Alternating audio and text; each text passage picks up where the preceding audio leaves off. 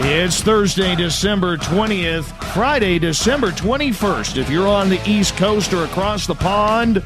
And this, my friends, is Spaced Out Radio. Hope you had a great day and night. I am your host, Dave Scott, broadcasting to you live from the Great White North, on top of the mountains of central British Columbia, right here at SOR headquarters. We welcome you nightly on the SOR Radio Network and Deep Talk Radio. If you want to listen to our archives, we have them free for you at youtube.com/Spaced Out Radio. Just do old Davey the favor. Hit that subscribe button. Our website is spacedoutradio.com, where we have a plethora of features for you. You can rock out to Bumblefoot. Soon, shop at our brand new store. Read up on Captain Shirk's SOR Newswire and so much more. Tonight's show is brought to you by the YouTube channel in Suho. Sebastian Martin brings high-quality messages to the masses. Head to our website, click on the In Suho banner, and subscribe today. Now, graciously, most of our listeners watched a couple of weeks ago on Discovery Channel, where we here at Spaced Out Radio had a minute part in a great live documentary regarding the deep blue hole of Belize and the mysteries that surround this historic dive that involved Sir Richard Branson from Virgin fame and Fabian Cousteau, grandson of the legendary ocean explorer Jacques Cousteau. Taking the two explorers deep into the hole, which had never been mapped before, was Aquatica Submarines from North Vancouver, British Columbia.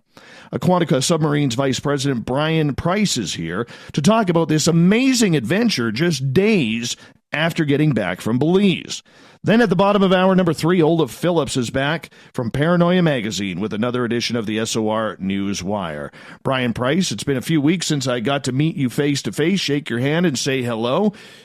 But it's good to have you on Spaced Out Radio for a couple of hours where we actually get to have an in-depth conversation about the blue hole of Belize. How are you doing, my friend? I'm doing just great. It's as you say, I just got back to Canada on Sunday, and I'm kind of embracing the rain and the cold again. But what an adventure it was down in Belize. Boy, that storm that hit the lower mainland of British Columbia tonight or this afternoon, that was terrible. Terrible. It wasn't a ton of fun, but I'll tell you, we actually we got our fair share of weather down in Belize pretty much the whole time we were there. So that was one of the things we got to tackle. So it's just another one weather storm to another one. Oh, I bet. Now, Bryan, we're going to get heavily into what it was like to have this amazing adventure under the sea in a place where not many humans have ever seen outside, let alone underneath the deep blue hole and into it.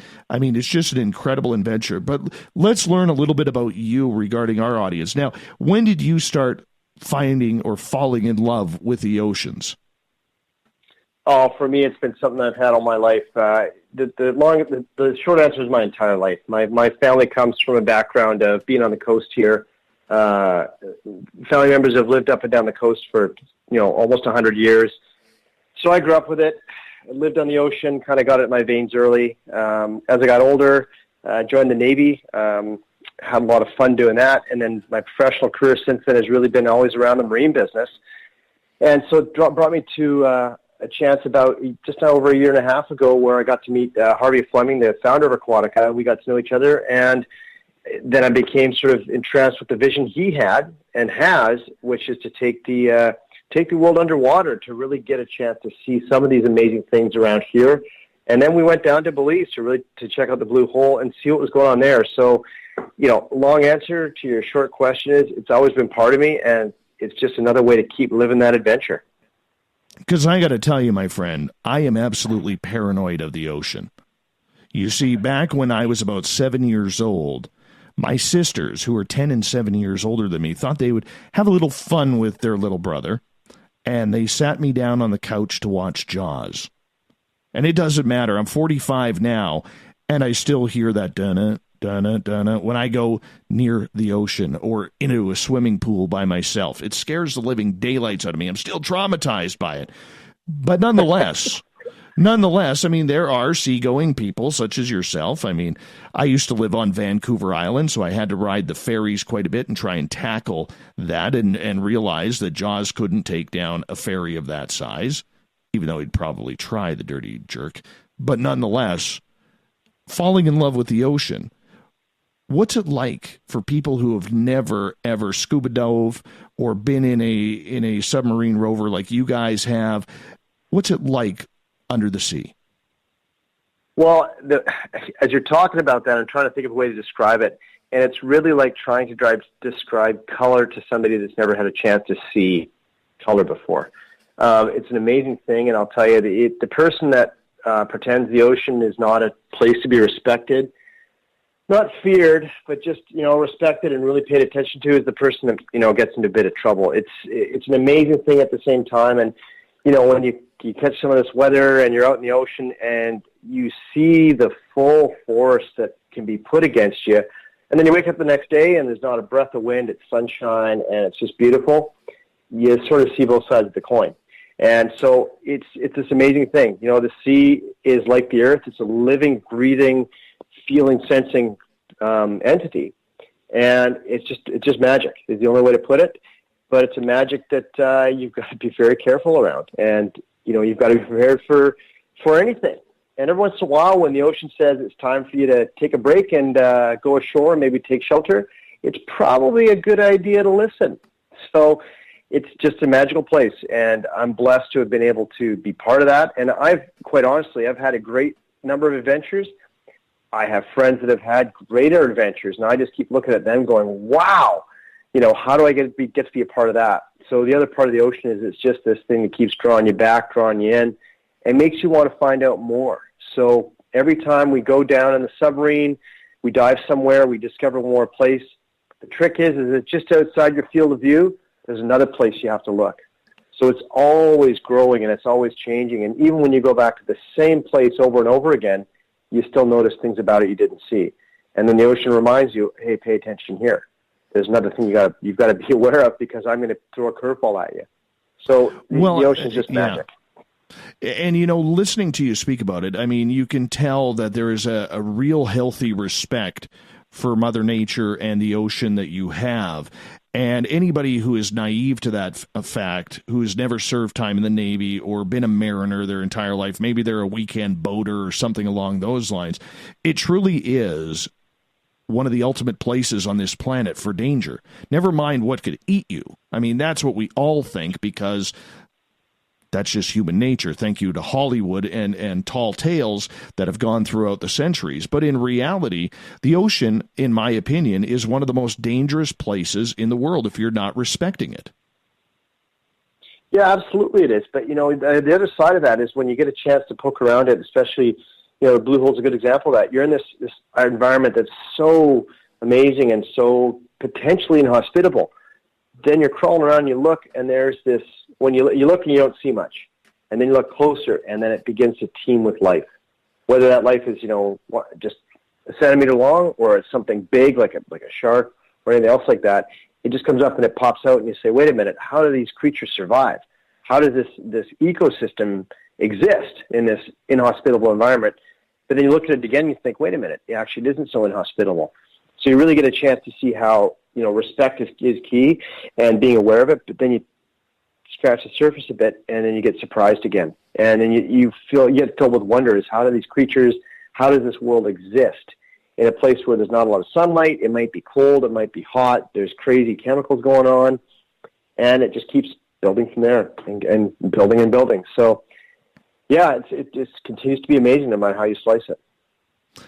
Is every day different out there? Every day is absolutely different. Everybody has asked me since I've been back, they say, how is it? And unless you've got hours of time, all I can say is, yeah, it was crazy. It was not crazy. It was adventurous. It was challenging, but it's different all the time. And then the minute you think you've got it cased, something comes up. And you just deal with it and you move on. You were a veteran of the Canadian Navy, and obviously you would have sailed around the world.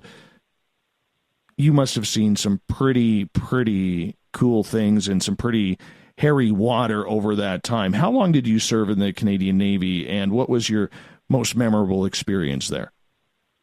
Yeah, I'm actually still a member of the Navy. I'm a reservist in the Navy still. I've been in for 25 years. I was full-time for about 4 years, in the 1990s, and then came ashore, as you say, and been part-time since. But in terms of some of the things I've seen is right off our coast in British Columbia here, coming out of the north end of Vancouver Island and just hitting this huge seas, and where the cruise ships go typically is they come out and there's this little piece of water between where they sneak back the inside passage, and you just get to see the immensity of the ocean. And on that same trip, I remember coming south from Haida Gwaii, and beautiful night, again, just flat calm. And then all of a sudden night fell. And it became that also you get this idea of the awesomeness of the ocean, how big it is, because, the entire horizon, as land goes out of sight, is just end to end. And then the stars came out, and you get to see just the immensity of the sky, the immensity of the ocean. So, the big thing I would say is just the weather, again, and just seeing how that can change overnight, over an hour, and how it can affect what you do. At the same time, you've got to get from A to B, so you've got to deal with it. And you plow through it and away you go. And I've got to work with some amazing people that were able to get through it. And so they sat back, you figure out how to go, and you just keep going. That has to be pretty amazing for those of us who are landlocked and usually travel by air, to be in the middle of the ocean or on the edge of the ocean, as you were along the BC coast at that point with that story. And literally no lights, no light pollution, no nothing, just you, the ocean that seems to go on forever, and the stars above. I mean, you must have seen some pretty incredible natural phenomena going on there. Well, you're right. And when you look at it, living in the city as I do, you look up in the sky and you see some stars. But then you realize that if you look back, you're really looking at back in time, and you're looking at seeing what's happened over the course of millennia as the lights travel from other places in the galaxy. And you look up and you think, wow, what were these people looking at on Earth 10,000 years ago? And what were they seeing? And what did they see? And what did they think when they looked up at this? It looks like icing sugar in the sky. It's so thick with stars. And then you look, and then there's something shoots across. There's a shooting star, or you'll see satellites. So as much as you're in this environment of the ocean, you look up in the sky and you see this other environment outside of the Earth, and your mind starts to just expand a bit. And it strikes me back as seeing the ancient people looking up and thinking, what were they thinking? How did they perceive all this that's going on? And then they see it. Maybe they saw a shooting star. Maybe they saw a satellite of some kind going around the Earth. What were they thinking, and how did they pull that together with the reality they were facing? So you get very philosophical when you look at all this stuff. I bet. I absolutely bet. And that's not even alcohol-induced. That's just natural on the job. That's right, not that time. But we do have to clear up a rumor here, because we are a show of weird topics, and if I don't get my woo topics in, my Twitter crowd goes absolutely nuts on me, and this is not really a woo type show. But the Earth is round, right? You've sailed around it. It's pretty round. Well, I can say that from my experience, it has been round. Yes, I haven't fallen off the edge. I'm not to say that there isn't one, but if there is, I haven't found it. Perfect. That's a good enough answer for me. That'll feed the snarkiness on Twitter for a while. And I'm looking at them right now on my computer screen. So I'm just waiting for the comments to come through. But nonetheless, I mean, for you, do you prefer being on land, or do you prefer being underwater? Well, I prefer being actually, how can I put this? I prefer being in a place that's wild, to be honest. It's whether that's ashore or that's at sea. But one thing I don't prefer is I don't prefer being seasick. And that's where, for me, I really remember where I'm at. So when I get seasick, which I do, it doesn't last forever. I really sort of sit back and go, boy, I wish I was back ashore. The bottom line is being out in the wild, being out in the adventure is where I really, that's where I really feel alive. So being underwater, that's amazing. That's a thing that we, as much as we plan these expeditions, we go out, we work so hard to get the submarines in the water, we go out and do it. It's really a fraction of the whole time. So when we're down there and we're diving, that's what just absolutely is amazing. And that's when you really get philosophical. Now, talk about that philosophical feeling that you get when you're underwater. Now, you mentioned just a couple of minutes ago, it's an entire different world. I think you had a beautiful analogy where you said it was like seeing color for the first time, for those who are colorblind. The majority of the people on this planet, or even if we focus on North America, where the majority of our listeners are are not going to be, underwater. Sure, we'll go to a beach. Sure, we may snorkel above. All right. But we're not going to go to the lengths and the depths of what you were seeing. When you go down for any type of adventure, whether it's water and areas or areas like the Deep Blue Hole, which you knew really relatively nothing about until you got there, what are you looking for? What is that anticipation going through your body? Is it seeing the different type of underwater plants and fauna? Is it the fish? Is it anything to do with the life? Is it wrecks that you may stroll upon? I don't know. Fill me in. Well, the big thing we're looking for, first of all, I mean, there's the pragmatic part of operating the submarine, which is making sure we're doing it safely. In the expedition, I was kind of the bad guy in many respects. My job was to kind of make sure the operation carried on, and kept carrying on. But I'd start every day with, how do we do yesterday? Nobody got hurt. So that's the first thing, is to make sure we're so tuned up with what we're doing to make sure we're doing it safely, we're doing it properly. So when we do get to this environment, we're taking the unexpected as much out as we can, and we're able to deal with it when it does. So given that, we're down, we're operating, we're getting everything going. It's really, if we're in a place we've been to many times before, the sort of scientific part of all of us is that we're trying to see what the environment looks like, what's changed since the last time we saw it, how has it evolved or not, particularly with sensitive areas. Are those areas still intact? If this scenario has a lot of people around. And so we're looking at what looks different, seeing how sea life might be rebounding. If you've got an area that's been compromised and it's coming back to life, looking for that. When we're going to an area we've never been before, that's where the real excitement comes, because we're so focused on being safe and that when we start going down in this environment, we have to be even more attentive. And at the same time, we're going down to explore. So we'll try and find as much out as we can, and that's all well and good, but we're really looking for that thing that's grabbing our eyes. And, it's a low-light environment. It could be low visibility just because of the water. So we're looking for that. We're always on the lookout for anything. And you come and you just see a shape, and then you bring the submarine closer to see what it is. Because is it a shark? Is it some other sea life? Is it a rock? Is it a cave? It's that feeling of adventure and explore. They talk about the world's, what do they say? We've mapped Mars, and we've only mapped 5% of the world's oceans. Well, that's 95% of the below water area on the planet Earth, which makes up 2/3 of the surface area, is not explored. So, wow, I mean, and we're going in an area that's never been before. Well, no human being's been there. How cool is that? And how many things in the world can we say you can truly do that? So it's just really that sense of get it all done right so we can go explore, so we can go see what no one has seen before. And, you hear every day that there's people somewhere finding a new species of fish somewhere in the Pacific Ocean deep.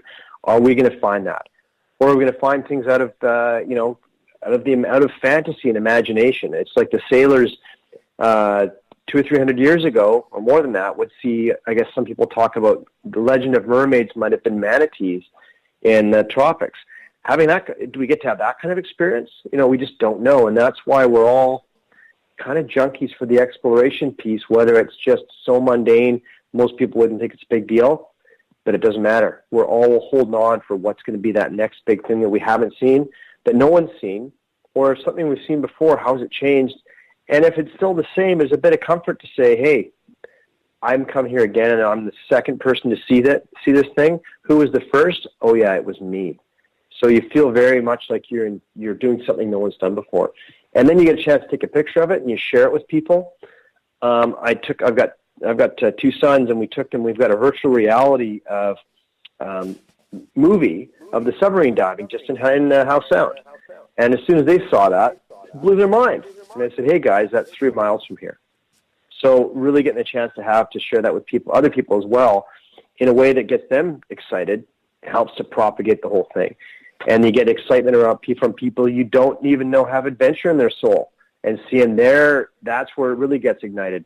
Whether it's younger people or it's older people, sharing that passion really helps to get everybody else excited. So then it just feeds the beast, and away we go. By listening to how you describe that, obviously it's safety first. Would it be wrong for me to say that a boring dive is a good dive? It's just like flying an airplane. A boring dive is always a good dive that way. And boring in the sense of, you dive, you surface, and everything works well. But it's boring in the sense of you're operating, but it's so exciting because you get a chance to really just look around. When it's boring, the submarine we have, you can see more or less 360 degrees, in every direction. So that's when you get a chance to really look around. So if it is going well and you have a chance to look, that's a great dive because it's boring, air quotes on my side here, but then it's like, wow, I've just looked around. So that's where, the boring dives, in fact, are the best because you come back okay, but you also get to really focus on what are you looking at. What's the most exciting thing you have seen in the ocean where you've been in a submarine? What has startled you? What startled me? Well, I got to say the most exciting thing I've seen so far is in the Blue Hole. And there was a couple of things we saw. First of all, on the south, they call it the South Grotto of the Blue Hole. If you picture the Blue Hole as it's a very large cup, if you will. Ultimately, it's a cylinder. On the south side of it, there's a cathedral or a grotto of it's a cave that at one point was above ground when Lighthouse Reef, where the Blue Hole is located, was an island. And the first dive we did, I wasn't on, and I didn't have the opportunity to do that. But all the pilots came back chattering like chipmunks about this grotto and this cathedral of all these stalactites and stalagmites. And I said, okay, that's nice, And then you go down and see it. So that was pretty cool because you dive down during the day. It's bright out. You dive into it, and you really come into this cathedral of stalactites and stalagmites. These spines hanging down. And you can get very up close and personal with these things, and you can even drive a little bit in between them if you want. And just look around and you think, wait a minute, this has been here for the last 50,000 years, and here I am sitting in the submarine just looking around, hanging out. So that's got to be one of the coolest things because it emerges from nothing, and then you are here in this cathedral or grotto of these magnificent things. It looks like almost like somebody had built it there. It looks like what you would picture columns in an old Greek temple might have been, that kind of thing. Incredible. Very cool. Bryan, I'm going to get you to hold on here, Bryan, as we are going to go to our first break of the night. Bryan Price is our guest. He's Vice President of Aquatica Submarines. We're going to start to learn a little bit more about the Blue Hole of Belize right after this on the Mighty SOR. Stay tuned.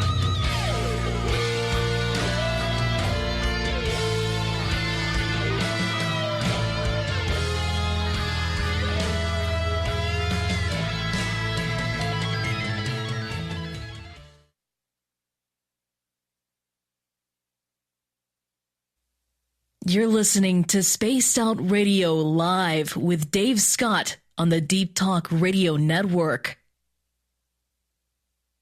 Hello, this is your guitar man, Ron Bumblefoot Thal, and I have to tell you, I love the response I get for Little Brother is Watching from Spaced Out Radio fans. It's amazing how music can inspire and make people think deeper about what's going on in the supernatural world. You can head over to my website, bumblefoot.com, to check out my music, my guitar workshops, my touring, even check out some of the hot sauces that I'm working on. And make sure you keep on listening because with Spaced Out Radio, you know Little Brother is watching. Visit purpleplates.com today. For over 40 years, the Purple Energy Plates have been delivering amazing results for their many customers. Inspired by the great genius Nikola Tesla, the harmony, healing, and energetic effects of the plates have proven over and over to be beneficial and often miraculous to thousands of customers. Check their site for daily specials and choose from their many energy products. You won't be sorry. Visit them today at purpleplates.com.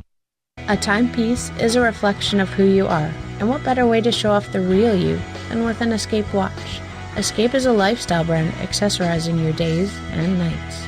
Choose to escape and create the life of discovery that you deserve. Dream, play, unite with your own personalized Escape watch.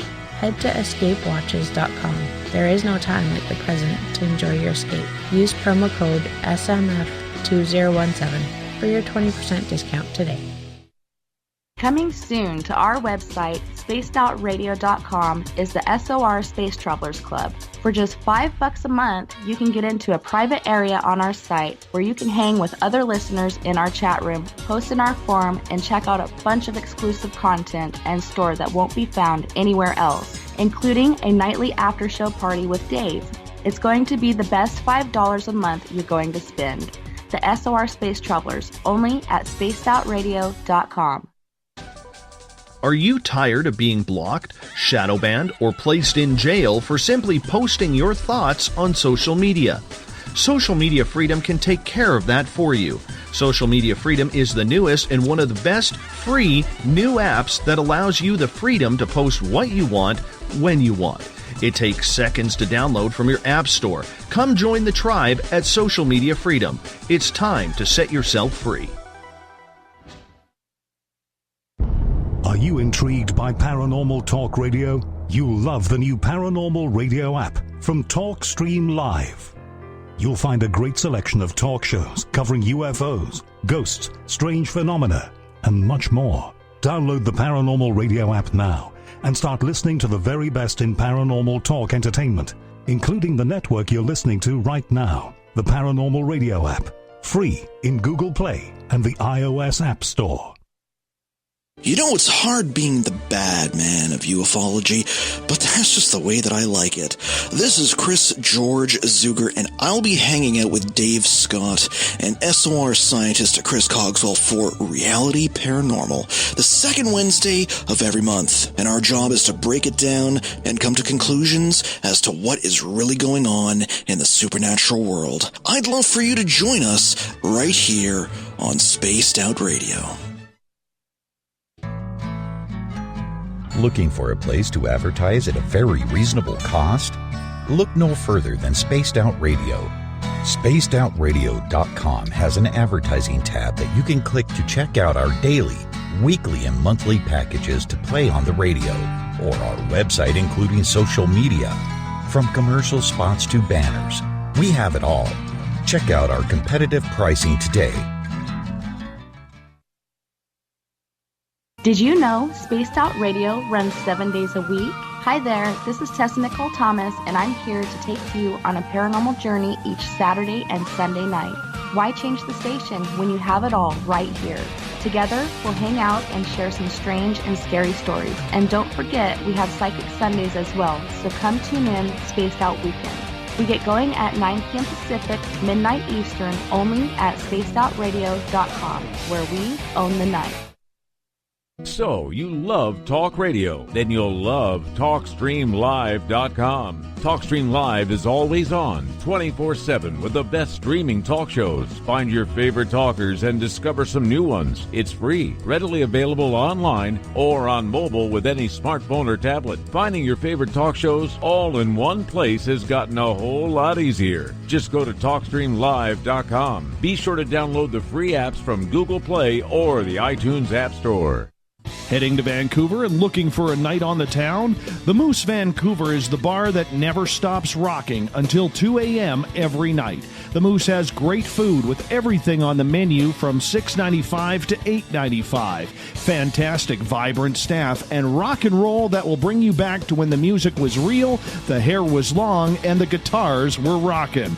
Get your party on at the Moose Vancouver, the official party bar of Spaced Out Radio. You hear footsteps in the empty room above you. A rocking chair begins rocking by itself. Don't be afraid of the things that go bump in the night. Reach for Spirit Storybox, the iPhone app the Huffington Post UK called the only ghost hunting app you will ever need. Spirit Storybox. The spirits are telling their stories. Are you listening? Hi there, this is Geraldine Orozco from San Francisco's Bay Area Meditation. I invite you to join me the first Tuesday of every month with Dave Scott for Spaced Out Radio's The Spiritual You. In this fast-paced world we live in, it's time for you to take some time for you. We'll cover every possible subject from powerful meditation to healing techniques to your own intuition and spirituality. So come join us for The Spiritual You. We're bringing scientific thought to the paranormal. Hi there, this is Spaced Out Radio scientist Chris Cogswell. Join me, Chris Zuger, and Dave Scott the second Wednesday of every month, where we break down the who from the woo when it comes to everything paranormal. We'll investigate and try to bring sensible answers to those straight and sometimes outlandish questions people have. Hey, not everything has an answer, but we'll do our best. Listen in to Reality Paranormal only on Spaced Out Radio.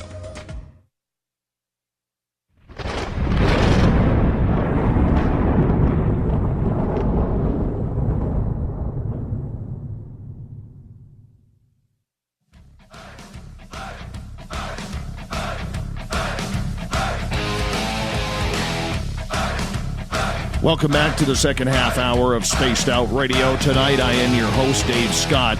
So thankful all of you are joining us tonight around North America and around the world. Tonight, we are talking with Bryan Price, Vice President of Aquatica Submarines in North Vancouver, British Columbia.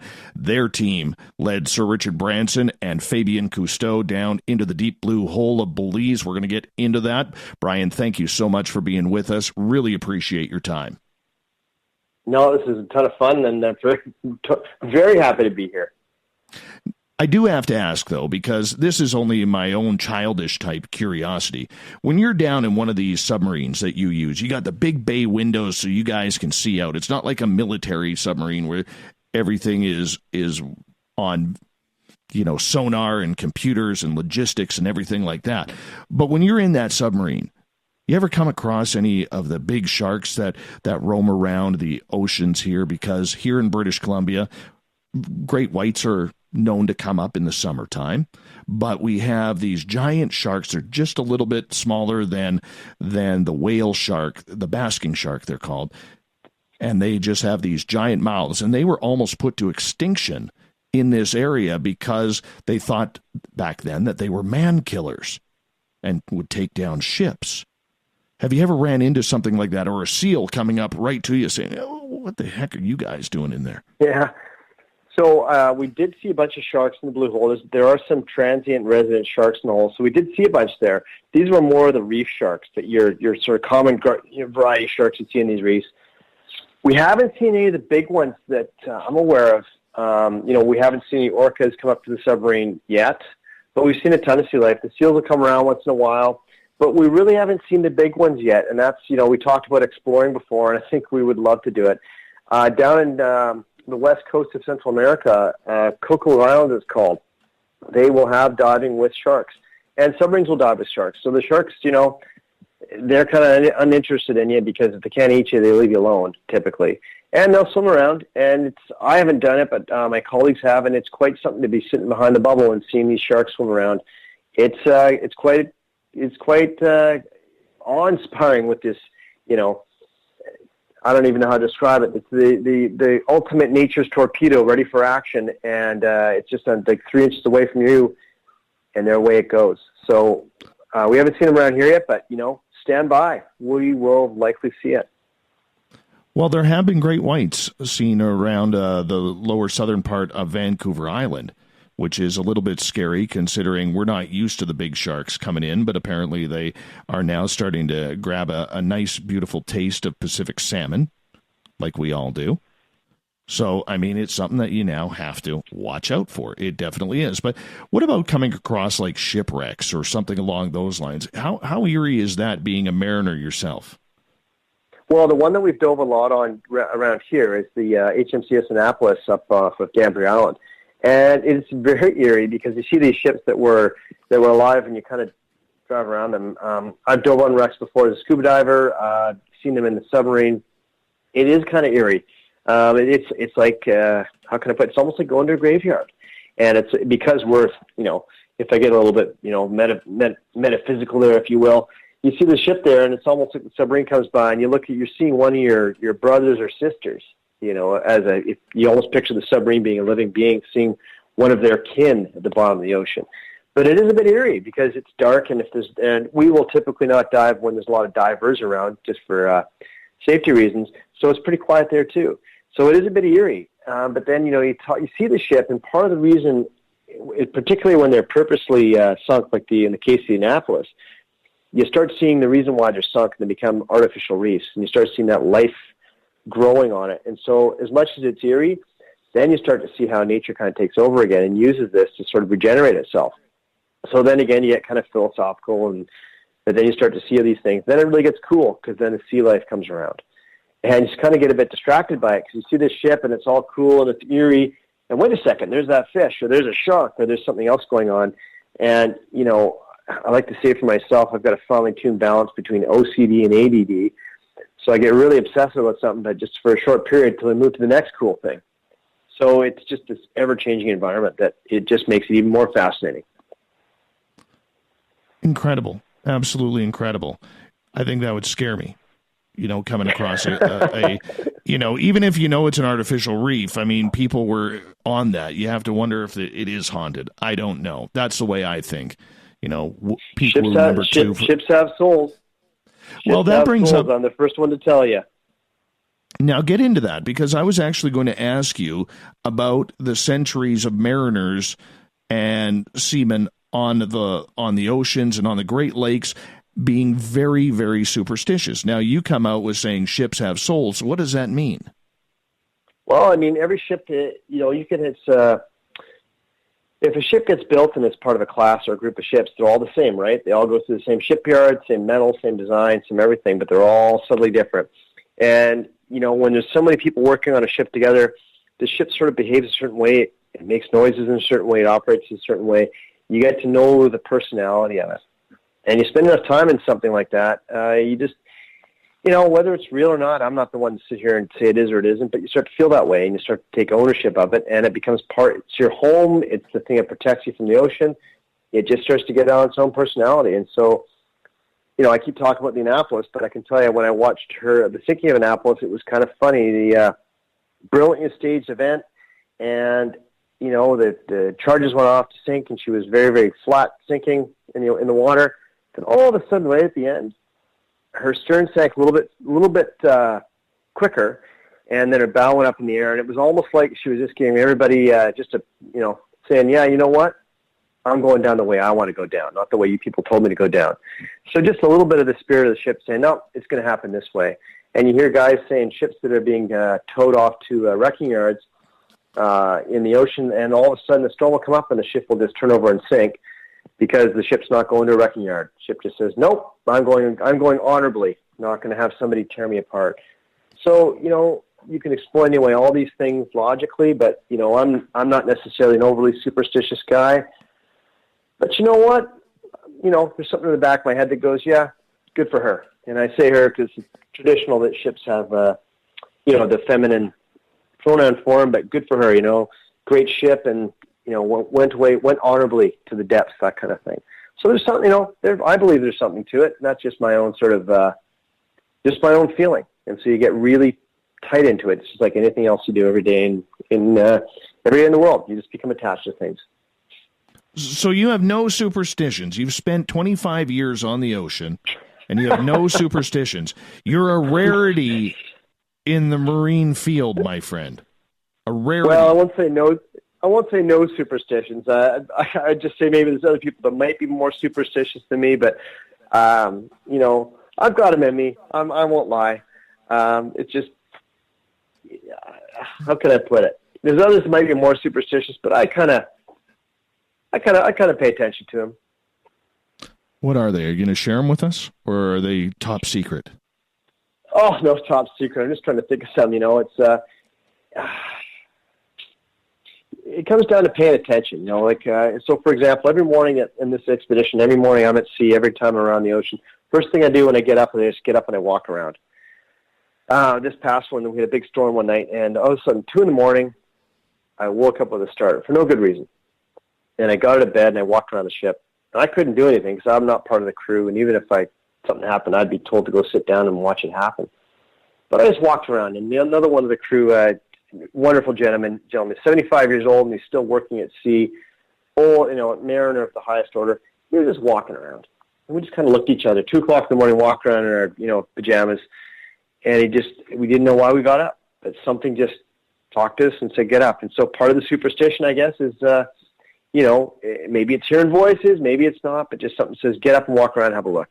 And so you just kind of, you know, you have this intuition that says, I'm just going to go check something out.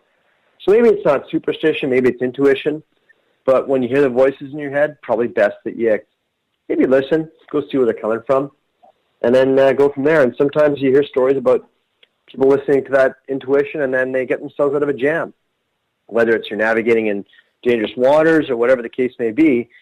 But the voice in your head says, maybe you should go over here. And, a good idea to listen. And sometimes these superstitions manifest themselves in routines. And if that's the case, the routine sometimes makes sure that you go through certain things and that points things out to you. So maybe it's superstition, maybe it's intuition, maybe it's just routine and you catch things. I don't know.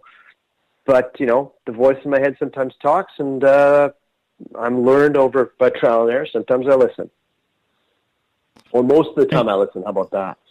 Well, you do have to listen to that little voice. I think in everyday life. Yeah. I mean, I know it saved my bacon. When I didn't listen to it one time, I was nearly killed in an ATV accident. Thankfully, I wasn't hurt, but my ATV decided to roll down a mountainside about 250 feet. That was not fun.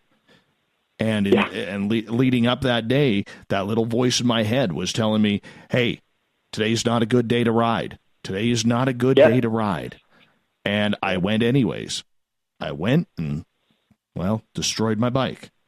So, I mean, because there is karma. There is karma tied to that little voice. I can tell you that right now. Yeah. But, nonetheless, in regards to the deep blue hole, I think it's important to figure out the extremely interesting story on how this expedition began on a vacation down in New Orleans.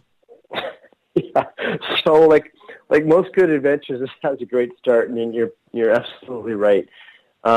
It was the founder of the company, Harvey Fleming, and another colleague of ours, of the company, a friend and a colleague in the business. They were out in Bourbon Street, New Orleans, and maybe they'd had a few drinks, maybe they hadn't. Well, yeah, they had. And they roamed around the bars, and they closed up in one of these interesting bars in Bourbon Street, and the conversation started and said, what are we going to do with this submarine? We should go do something cool, like go dive to the bottom of the blue hole. Don't think anyone's done that before. And that was last January, so less than 12 months ago. And that's where the great idea was hatched. And like most good ideas on Bourbon Street in a dodgy little bar, whether it was a good idea or a bad idea, it grew wings. And then next thing you know, we're flying down to Belize and making it happen.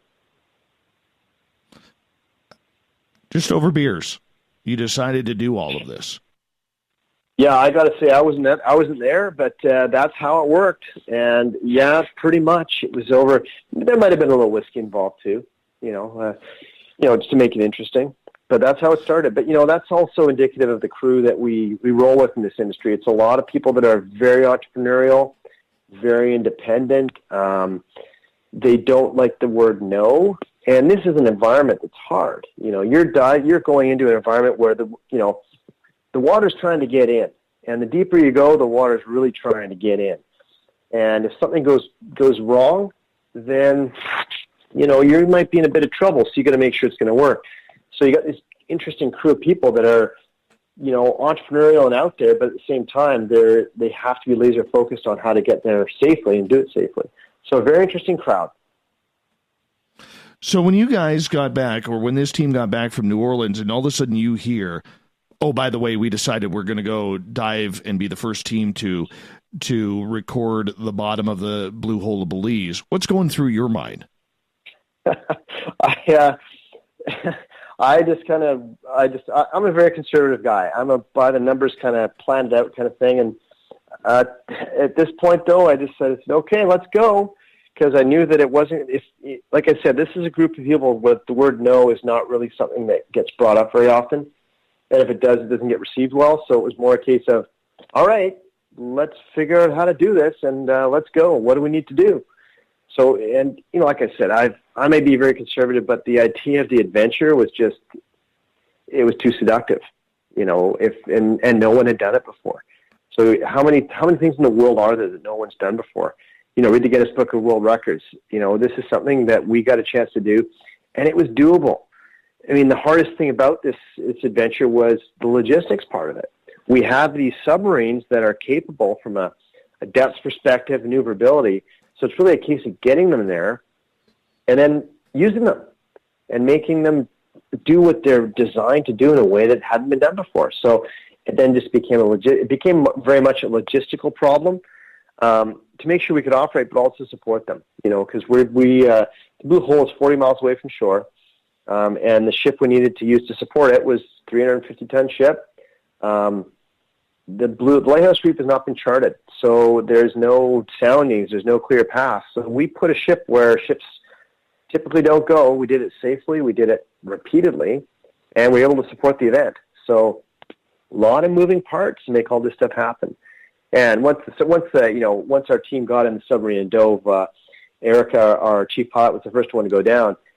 It was almost like we'd done it 1,000 times. We did it. She went off and dove in the hole with Fabian Cousteau and the Discovery Channel personality that we had, who's the host of the Discovery Channel show, to really check out the blue hole. Off she went, and it was, she was beside herself with excitement, but it was just so professional and so routine. We're just going for a dive. Just happened to be in the blue hole. So obviously there was all the excitement around it, but it was in many ways, just another dive in a really cool place. And it wasn't anticlimactic by any means, but it just became less, what's the right word? That wasn't dangerous. It wasn't scary. We just went and dove, and what are we going to see? So that was just totally cool once we got to that point. I want to rewind you here a little bit, because I think it's the story of you guys sitting down and taking this concept over beers in New Orleans onto paper and then saying, yeah, we can do this. There is a financial implication with that type of project. And in return, you all of a sudden start getting names like Richard Branson and Fabian Cousteau involved with this. But even before you guys got on them, how much planning and months of planning had to go through this? Because to go from this idea in January to you're down in Belize with a 350-ton ship sitting at the edge of the deep blue hole, that's pretty incredible. That's not a lot of time to set up a project of this magnitude. It was not. I can tell you that flat out. The but part there is that planning's very straightforward, and the simple place is get down location. And Harvey was able to go down there not long thereafter and spent a good period of time getting to know everybody that we need to know. The Audubon Society in Belize co-manages the whole. So the first place we met and said, hey, is this something we could possibly do? Because if they had said no out of the gates, it wouldn't have happened. Then we've worked with the government of Belize to say, hey, can this thing what does this look like? So making that personal contact, going to get a lay of the land and just see it, it becomes very clear very quickly what the restrictions are, what the constraints are, and all that kind of stuff. And, then you start putting it together. And, my background in the military helped a great deal, because it's really a case of mapping it out and saying, okay, if we're going to be there by this date, what do we need to do and how do we need to get there? And you start, and the way I say, if there's black and there's white in the world, and then there's a huge amount of gray in the middle, you just start chipping away at the gray. And, when we went down there and we got there, man, the gray area that was left, man, it hit us every day. But what we had done is we took away a lot of the things we could in terms of the gray area. So we were able to deal with it because we had taken away a lot of the uncertainty that we could. And what we were left with, we got hit with it, but we were able to deal with it. So the planning just became progressive. It became concurrent. So while we're doing one thing, we're doing 3 other things to make it all come together. And I got to say, everybody was so positive every step of the way. You talk about, I've been blessed to travel all over the world, and I've dealt with big governments, small governments. Belize is a little bit of an interesting place. I don't want to say a developing country. It's an emerging country. They're a Commonwealth country, so you kind of get where they're coming from. They speak English as a first language, and they're always apologetic. Oh, we're a small country. We don't, And no, you got to have a plan. They're organized. So that made it fairly straightforward too, is they're so excited about doing this. So all these people are excited about it. It becomes very easy to get through things when everybody is optimistic, positive, and wants to do it. It's amazing what you can get through. And we made some mistakes along the way. We forgot things. But you know what? It's like anything else. If you're all pulling in the same direction, when you forget it, you figure it out and get it done. And we were able to, enlist Richard Branson very early on, Fabian Cousteau very early on. And those 2 guys and their organizations were excellent. It was more a case of, we didn't have to sell them on it. We had to tell them about it.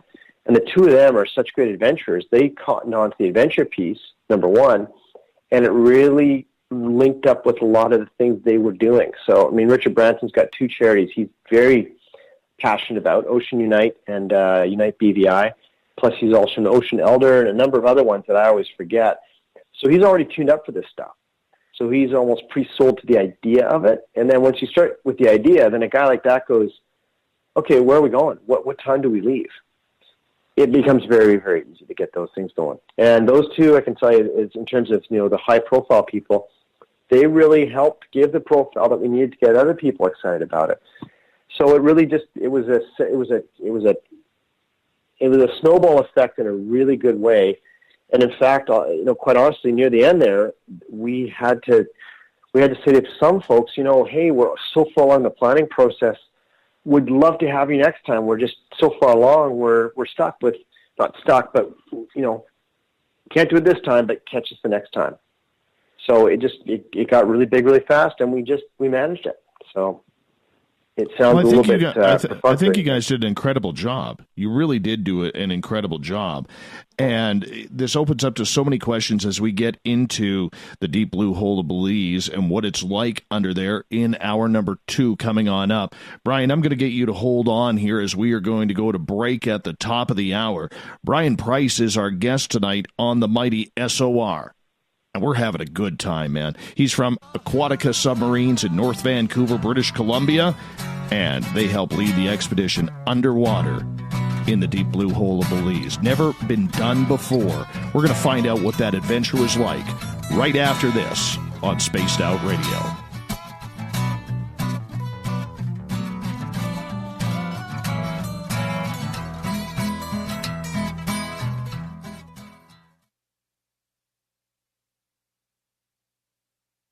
Looking for the stories of the strange and weird that you will find hard to find anywhere else? Check out the SOR Newswire on our website. Our writers, led by Captain Shirk, are scouring the world for the oddest and most bizarre stories we could find. Everything from weird crime to suspenseful and paranormal. We're working hard for you to bring you the most intriguing news of your day. Check out the SOR Newswire at spacedoutradio.com today.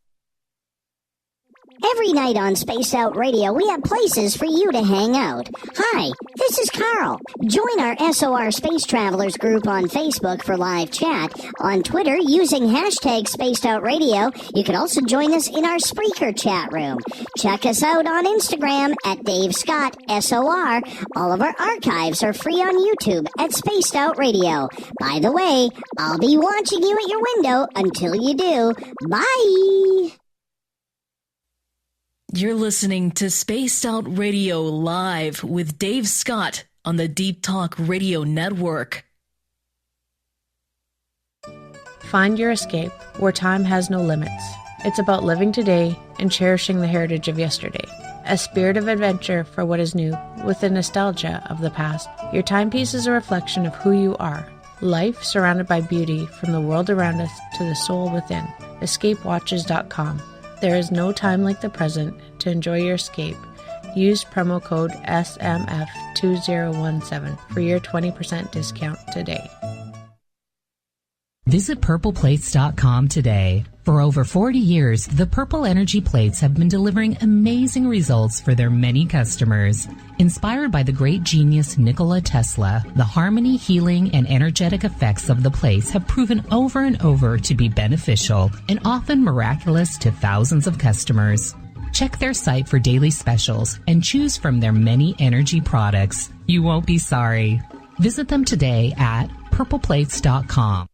Do you want to know what's really going on in your world? Do you have questions about who you can trust in the mainstream media? Then look no further than the Rebel Planet. Come get the straight answers right here at spacedoutradio.com. Join me, Jamie Sexton, creator of Rebel Planet News, as I fill you in on the stories behind the stories. All you truth seekers, be sure to tune in to Rebel Planet on spacedoutradio.com the third Thursday of every month.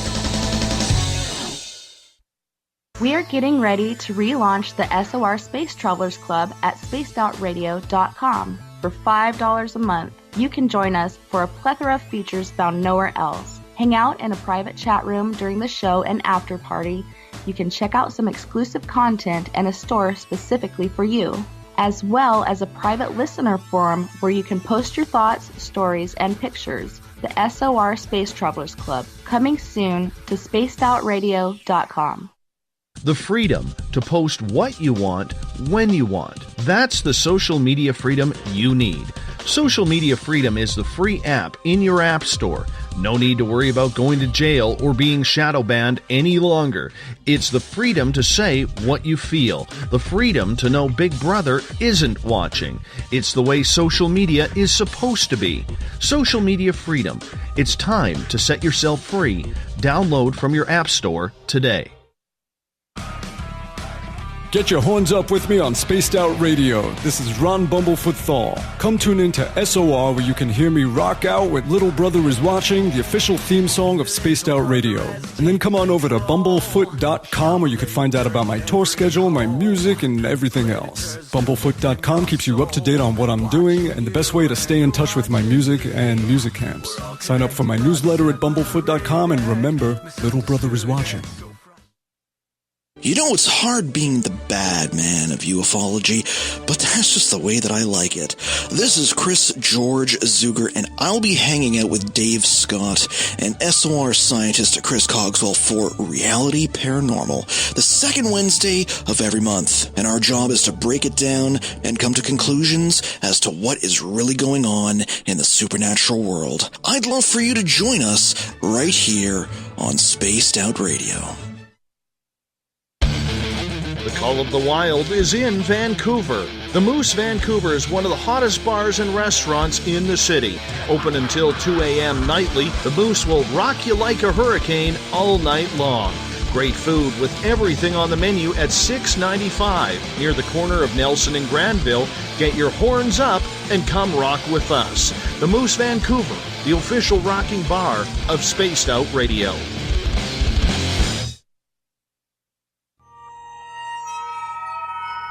You hear footsteps in the empty room above you. A rocking chair begins rocking by itself. Don't be afraid of the things that go bump in the night. Reach for Spirit Storybox, the iPhone app the Huffington Post UK called the only ghost hunting app you will ever need. Spirit Storybox. The spirits are telling their stories. Are you listening?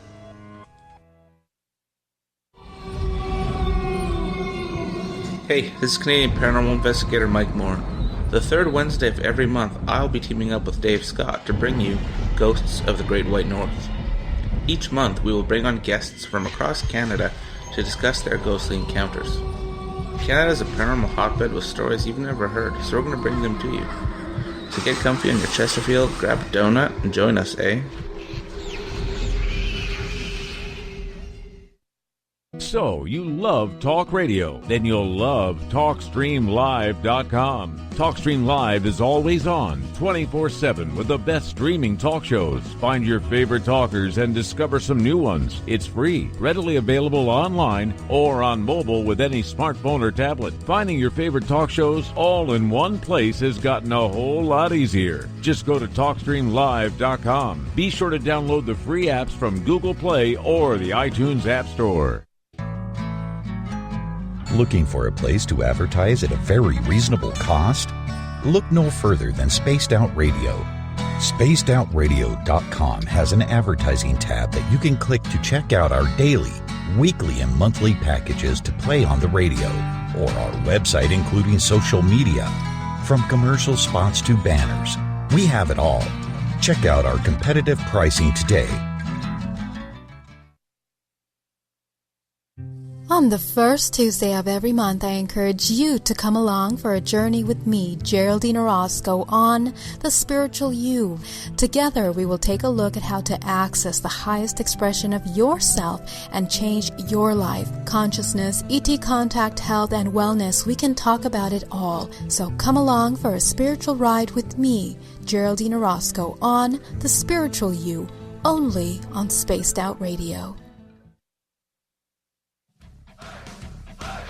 You're listening to Spaced Out Radio with Dave Scott. Follow Dave on Twitter at Spaced Out Radio and on Facebook's Spaced Out Radio Show. Welcome back to hour number 2 of Spaced Out Radio. Tonight, I am your host, Dave Scott. Thank you so much for being with us. Tomorrow night on the show, Anon Sage joins us to talk about music and the paranormal. We get going at 9:06 Pacific, 12:06 a.m. Eastern at spacedoutradio.com. We say hello to everyone listening in on the SOR Radio Network and Deep Talk Radio. Remember, you can check out our archives for free at youtube.com/Spaced Out Radio. Do me a favor, hit that subscribe button. Bill Cardwell has set the password for tonight in the SOR Space Travelers Club. Cholangiopancreatography. Oh my gosh, I think I got it. Cholangiopancreatography is your password. Make sure you use it wisely, Space Travelers, as Bill sets a password each and every night right here on the mighty SOR. Our website is spacedoutradio.com, where we have a plethora of features for you. You can rock out to Bumblefoot, soon shop at our brand new store, which will have some beautiful swag in it, and you can read up on Captain Shirk's SOR News Wire. Tonight we are talking about the deep blue hole of Belize. What is it? What's it all about? Well, Discovery Channel just held a live event with Richard Branson and Fabian Cousteau, along with the team from Aquatica Submarines in North Vancouver, British Columbia. And from Aquatica Submarines, we have Vice President Bryan Price with us tonight. Bryan, thank you so much for detailing this extravagant, awesome event that you guys put on down there. Still happy to be here. This is a ton of fun. Getting to talk about this is it's just getting better. I want to get into a couple of the specifics because I think this is important for us to all learn. The blue hole is about, I believe, 40 to 60 miles outside of Belize. But you still had to get permission from the Belize government in order to dive down there. What was their reaction to your plan for Aquatica Submarines to do this? Yeah, it started like anything. It started tentatively because it is a UNESCO heritage site, and it's a very big deal for them from a national perspective, but also from a tourism perspective. It really drives a lot of their economy. So when this little Canadian company comes out and says we want to do this big thing, they wanted to make sure that we were the real deal, and we had our act together. So they were a bit tentative, but they were receptive. So we did a good job of really mapping out what we were going to do. But we also did a good job of trying to make sure and see what mattered to them as this thing progressed. So, making sure, first of all, what do their laws look like? How do they manage Blue Hole, who the players are? And when we started taking it that way, a lot of the defensive-ness, not to say there was a lot of it, but if there was any, it really started to disappear because we approached it in that way. And so, we started out with the Audubon Society because they are the stewards of the Lighthouse Reef and the Blue Hole, and they do it in partnership with the government. And the Audubon Society is, it's a famous name. They're a branch of the global sort of entity with that. So they have a lot of ability to reach out to other countries and other resources, to check us out, and also to make sure that when they need help, they can pull in some pretty heavy hitters as well. So every time we would do that, it was a process. And Belize is a small place, 350,000 people, and so everybody knows everybody. So when you start to do those things the right way, word travels. And so we, make our way to the different government ministries and different government organizations. And were able to have that conversation with some advocates in our court. So we just take that and methodically went through and built some trust. And we built some trust in them right from the outset to say, we want to know what the rules are. We want to know how to make this, how you guys manage the Blue Hole so we can do it right. So that resonated with them. And in fact, it crawled up the government chain. And actually, there was a briefing note presented to the cabinet of the Belizean government. So this got the attention at the highest levels of the Belizean government organization. So once that happened, we were feeling pretty good about it because if there had been a significant pushback, we would have heard about it, which is clear. But it also meant we were coming through with a little bit of confidence that we could at least keep the ball rolling. We can keep moving down that path of planning for it without, nothing was a foregone conclusion by any means, but at least we could keep taking steps forward. And we check in with them once in a while and say, we're still okay? Yep, we're still okay. So it was very progressive, and as much as we only did it over the course of about, less than 12 months, there was enough time to check in, and there was enough time to make sure everybody was comfortable with what we were doing. So bottom line is we got a lot of support, and we worked very hard to make sure we kept that support in every step of the way. So how did the names Fabian Cousteau and Sir Richard Branson come aboard with this? How did they find out? Did you reach out to them, or did they hear through the grapevine that you wanted to do this? Yeah, we did reach out to them. Fabian was he was the first person we really connected with. We've got some great teammates that are, Aquatica is a small company in North Vancouver, but we've got partners throughout North America and through this exercise around the world. Harvey, the owner of the company and the founder, he's been around in this business for, almost 6 years, and so he's gotten to know a lot of people. So he was invited out to speak at a entrepreneurs forum in Austria, where he was able to network with some folks there. And we have another colleague down in Los Angeles who's very ubiquitous networking guy, door opener, who's very well connected in that community. And he has gotten there just through sheer hard work and just tenacity. And through those connections, we had those conversations. And because of these connections, and a lot of it was through the non-governmental organizational network, if you will. So one of our partners, Oceanic Global, which was one of our partners in this endeavor, we had those connections, and Fabian was able to be introduced to us and us to him, and that became a very short conversation and a very good one because it resonated with what his goals were. He runs what's called the Fabian Cousteau Ocean Learning Center, so this struck to what he does every day, which is to help a lot of people learn about it. In a lot of cases, they're school kids. I've gotten to know Fabian very well, and in fact, one of the things we worked together on was getting him in front of a bunch of school kids in Texas. There's a very tenacious woman down there who she teaches third grade, and she and Fabian have a relationship in the sense that he's now connected with that school. Well, he was on Skype for an hour and a half at the Blue Hole talking to these kids about what we were doing, and so that just ignites the minds. I mean, it's very easy to say, "Oh, kids are the future," but he's talking to the future, and these kids were so excited. And I had an opportunity to speak with a couple of them. I was getting questions from third graders that, university students wouldn't ask. So I felt pretty good that the future's going to be okay. These kids who are 8 years old are asking very deep questions about what we're going to do and how we're going to do it. Well, I think we're going to be all right. And so getting to see these folks like Fabian getting engaged just adds to the whole legend of this thing. And Richard Branson was very similar. He is a very down-to-earth man. He is very, very, very sharp. If you read his book, there's a couple of passages in there about the current sitting president of the United States, which is very interesting, but very smart man, very down to earth, very passionate about the ocean. So once we outlined to him and his group as what we were doing, it was a couple of things. One is that it resonated with him from an ocean conservation piece. He has this thing where he says 30 by 30. 30% of the world's oceans conserved by 2030. Well, that's easy to get on board with. And the second thing is he likes to do stuff like this. He's a kite surfer. He's he's putting together Virgin Galactic. And he has an endeavor where he was looking to go dive into some of the areas of the ocean that haven't been explored. This allowed him to scratch the surface of that. So through our connections, we had that conversation. It became very short, and him and his people said, great, how do we do this? And it was not much more complex than that. The other thing we didn't come out to Richard and ask is with our handout. We didn't say, oh, we're looking for a bunch of money. We said, here's what we're doing. We would love to have you as part of this. And he said, I would love to be part of that.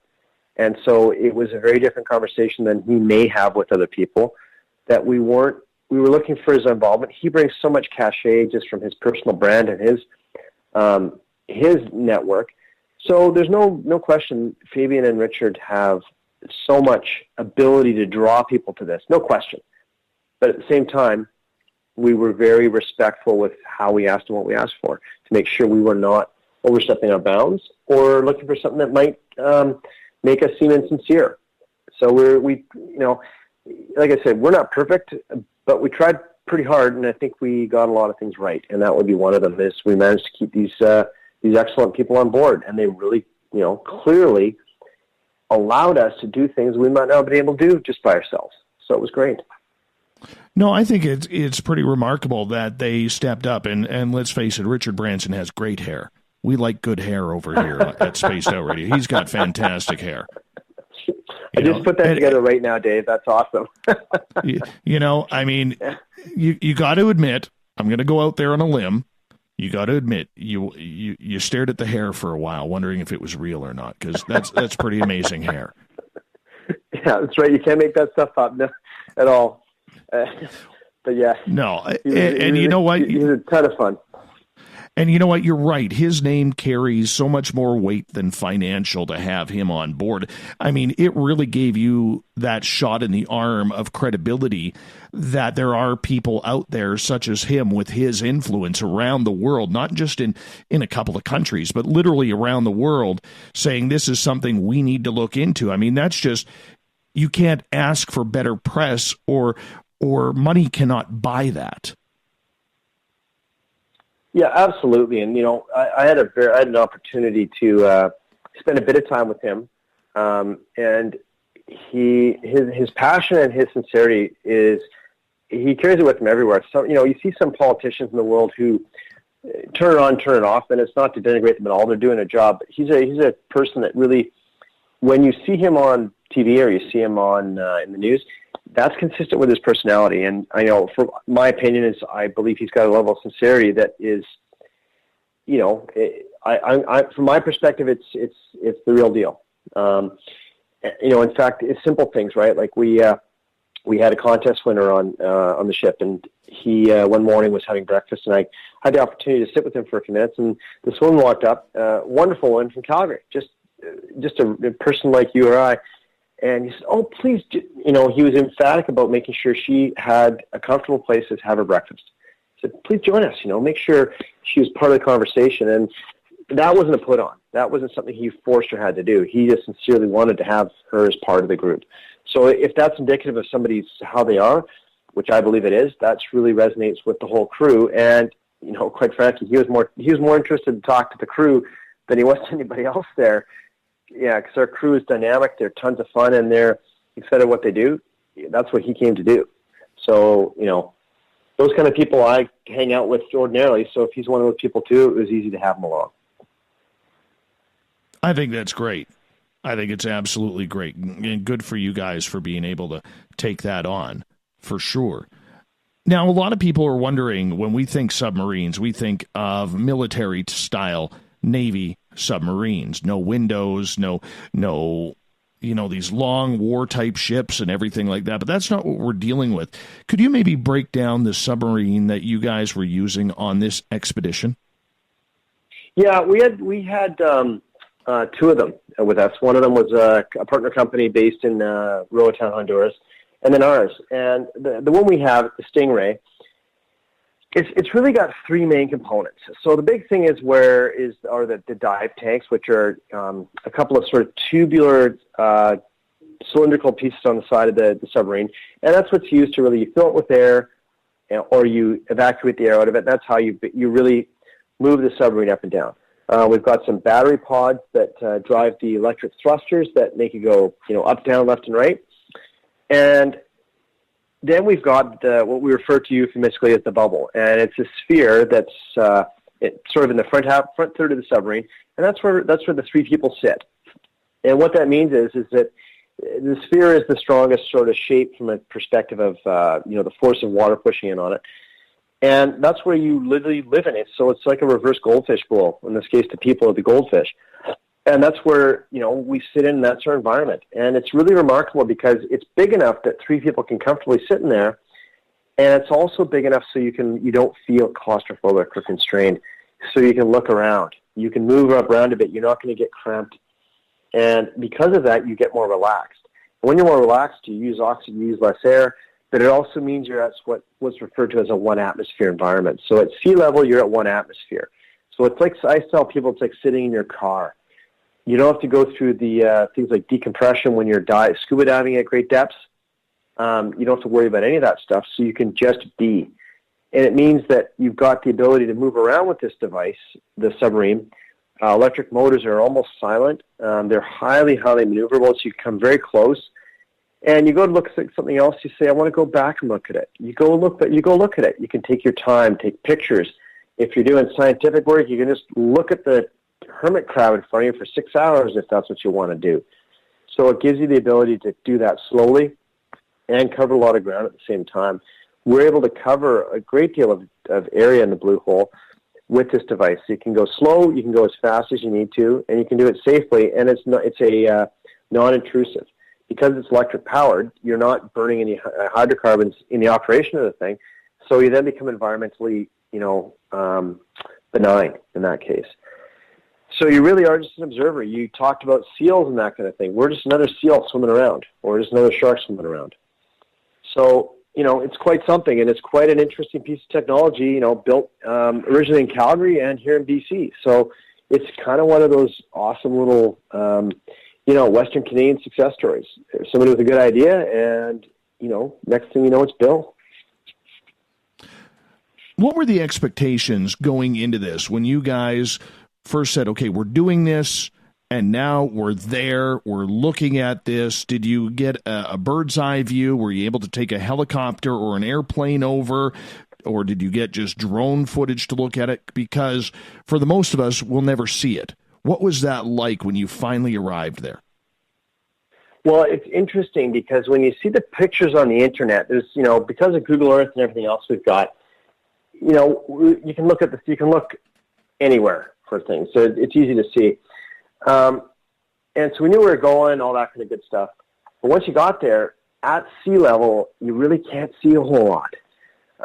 Because what looks like from a lot of photographs that it's ringed by like a coral reef or something that's sticking out of the water. In fact, it's not. So really, quite honestly, you get there and you look and there's nothing to see because it's just, it's ocean. It's water around this reef. So it's deceiving. But then, when you sit there for a while, it's tuned to your environment, and you see, there's the edge of the blue hole. And so the first thing we did, actually, the first day we got there, November the 27th, was the first time we got there, we actually put our drone up in the air and took a picture of the ship that we were on. And that's where we really get to see, we're at the blue hole. And that's where it really starts to sink in. And then if you actually go for a snorkel or you get in a boat and you drive around it and you're on the edge of the blue hole, then you start to really see it. Then you can see the white rim of the coral reef around it. You start to see the drop-off. And then you get a sense of where you're at. You can see the different colors. The rest of the reef is sort of your ubiquitous Caribbean light blue. In the blue hole, it's blue. Like it's a dark royal blue. And you go, something just changed here. So it's not magnificent in the sense like you come across the Rocky Mountains and there's a big mountain in your way. It's a lot more subtle. And then when you start to look at it, it kind of creeps up on you, and then you realize, there is something here. It strikes back to how people discovered this in the first place before, aircraft. Who knows? Because short of literally stumbling upon it, there's no way. It's just another part of the reef. So the fact the ancient peoples were even able to find this thing is remarkable. And, they were able to know about it. So it was quite something. It's quite an interesting dynamic. Having grown up here on the West Coast, you've got these beautiful mountains, they're in your face. This was different. It was not in your face. It was a lot more subtle. So it was an interesting thing to see once we got out there and just start to experience it. Couple questions from one of our listeners, Trip, in the chat room here. He's asking how thick the glass is on the submarines. It is 2.5 inches. And that can withstand the pressure. Yeah, absolutely. Those spheres are made in the UK, and they're made of acrylic, so not glass. It's actually plastic, if you will. Highly, highly, highly strong. The sphere is. I'm not an engineer, so I'll say it this way. It's the strongest form you can have for those to dissipate the force. And in fact, our submarine is depth rated for 500 feet. It's designed for 1,000 feet, and the crush depth of the sphere itself is in the thousands of feet. So, 400 odd feet that we are at the blue hole, in terms of the sphere maintaining its integrity, piece of cake. Like any other engineered device, it's over-engineered for the situation that it's in. In this case, the sphere is well within its tolerances, and in the blue hole and at the 500-foot depth rating that we maximum depth rating that we dive at. Another question from Trip, as we got about 3 minutes here before we got to go to break. He's asking, were you guys able to make it to the inland blue hole? The inland blue hole on the mainland of Belize, we did not. We just dove on the one that in the classic one, Lighthouse Reef. But one of our partner scientists from Rice University, Dr. Andre Droxler, he's done a tremendous amount of research in the cenotes of Belize.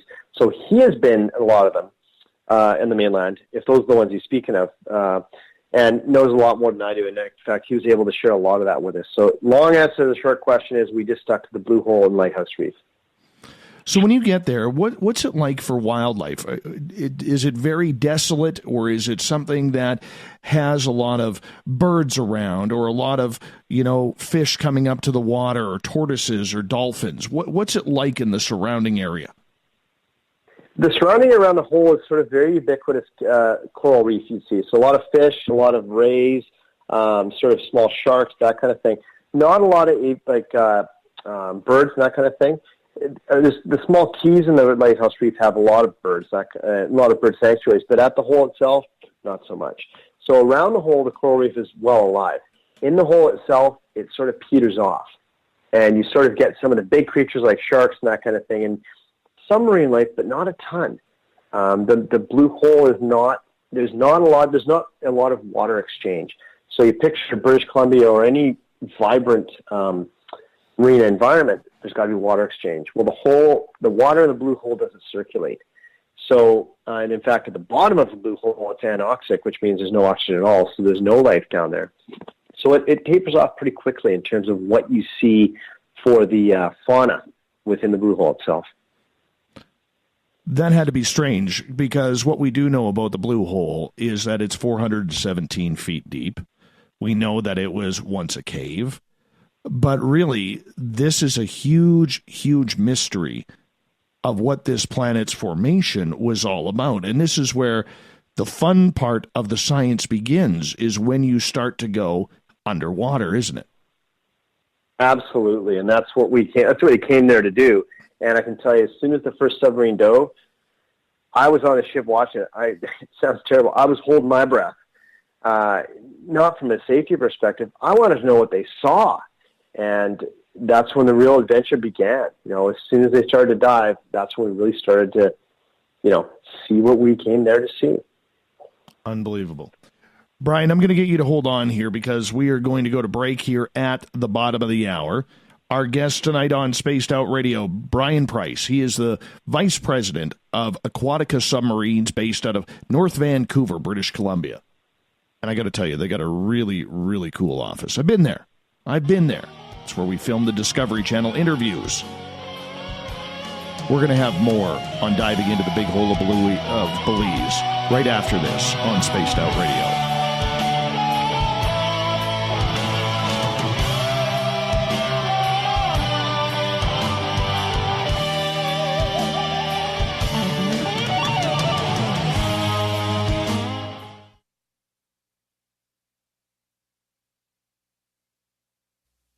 You're listening to Spaced Out Radio Live with Dave Scott on the Deep Talk Radio Network. Are you tired of being blocked, shadow banned, or placed in jail for simply posting your thoughts on social media? Social Media Freedom can take care of that for you. Social Media Freedom is the newest and one of the best free new apps that allows you the freedom to post what you want when you want. It takes seconds to download from your app store. Come join the tribe at Social Media Freedom. It's time to set yourself free. It's hard being the bad man of ufology, but that's just the way that I like it. This is Chris George Zuger, and I'll be hanging out with Dave Scott and SOR scientist Chris Cogswell for Reality Paranormal, the second Wednesday of every month. And our job is to break it down and come to conclusions as to what is really going on in the supernatural world. I'd love for you to join us right here on Spaced Out Radio. Coming soon to our website, spacedoutradio.com, is the SOR Space Travelers Club. For just $5 a month, you can get into a private area on our site where you can hang with other listeners in our chat room, post in our forum, and check out a bunch of exclusive content and store that won't be found anywhere else, including a nightly after-show party with Dave. It's going to be the best $5 a month you're going to spend. The SOR Space Travelers, only at spacedoutradio.com. Hello, this is your guitar man, Ron Bumblefoot Thal, and I have to tell you, I love the response I get for Little Brother is Watching from Spaced Out Radio fans. It's amazing how music can inspire and make people think deeper about what's going on in the supernatural world. You can head over to my website, bumblefoot.com, to check out my music, my guitar workshops, my touring, even check out some of the hot sauces that I'm working on. And make sure you keep on listening, because with Spaced Out Radio, you know Little Brother is watching.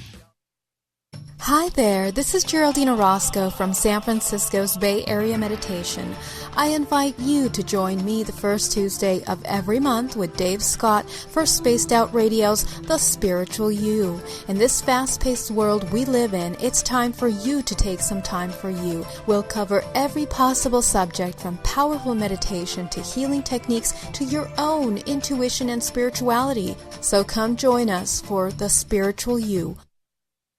So, you love talk radio? Then you'll love TalkStreamLive.com. TalkStream Live is always on, 24/7, with the best streaming talk shows. Find your favorite talkers and discover some new ones. It's free, readily available online or on mobile with any smartphone or tablet. Finding your favorite talk shows all in one place has gotten a whole lot easier. Just go to TalkStreamLive.com. Be sure to download the free apps from Google Play or the iTunes App Store.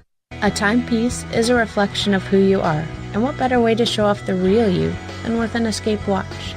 Escape is a lifestyle brand accessorizing your days and nights. Choose to escape and create the life of discovery that you deserve. Dream, play, unite with your own personalized Escape watch. Head to escapewatches.com. There is no time like the present to enjoy your escape. Use promo code SMF2017 for your 20% discount today. You hear footsteps in the empty room above you. A rocking chair begins rocking by itself. Don't be afraid of the things that go bump in the night. Reach for Spirit Storybox, the iPhone app the Huffington Post UK called the only ghost hunting app you will ever need. Spirit Storybox. The spirits are telling their stories. Are you listening?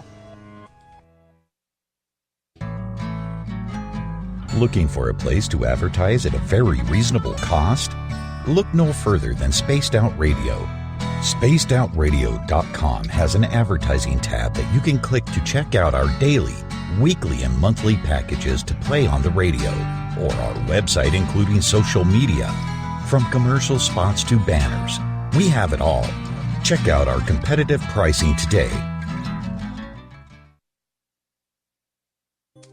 We're bringing scientific thought to the paranormal. Hi there, this is Spaced Out Radio scientist Chris Cogswell. Join me, Chris Zuger, and Dave Scott the second Wednesday of every month, where we break down the who from the woo when it comes to everything paranormal. We'll investigate and try to bring sensible answers to those straight and sometimes outlandish questions people have. Hey, not everything has an answer, but we'll do our best. Listen in to Reality Paranormal only on Spaced Out Radio. Visit purpleplates.com today. For over 40 years, the Purple Energy Plates have been delivering amazing results for their many customers. Inspired by the great genius Nikola Tesla, the harmony, healing, and energetic effects of the plates have proven over and over to be beneficial and often miraculous to thousands of customers. Check their site for daily specials and choose from their many energy products. You won't be sorry. Visit them today at purpleplates.com. Did you know Spaced Out Radio runs 7 days a week? Hi there, this is Tessa Nicole Thomas, and I'm here to take you on a paranormal journey each Saturday and Sunday night. Why change the station when you have it all right here? Together, we'll hang out and share some strange and scary stories. And don't forget, we have Psychic Sundays as well, so come tune in Spaced Out Weekend. We get going at 9 p.m. Pacific, midnight Eastern, only at spacedoutradio.com, where we own the night. Are you intrigued by Paranormal Talk Radio? You'll love the new Paranormal Radio app from TalkStream Live. You'll find a great selection of talk shows covering UFOs, ghosts, strange phenomena, and much more. Download the Paranormal Radio app now and start listening to the very best in paranormal talk entertainment, including the network you're listening to right now, the Paranormal Radio app, free in Google Play and the iOS App Store. Heading to Vancouver and looking for a night on the town? The Moose Vancouver is the bar that never stops rocking until 2 a.m. every night. The Moose has great food with everything on the menu from $6.95 to $8.95. Fantastic, vibrant staff and rock and roll that will bring you back to when the music was real, the hair was long, and the guitars were rocking. Get your party on at the Moose Vancouver, the official party bar of Spaced Out Radio.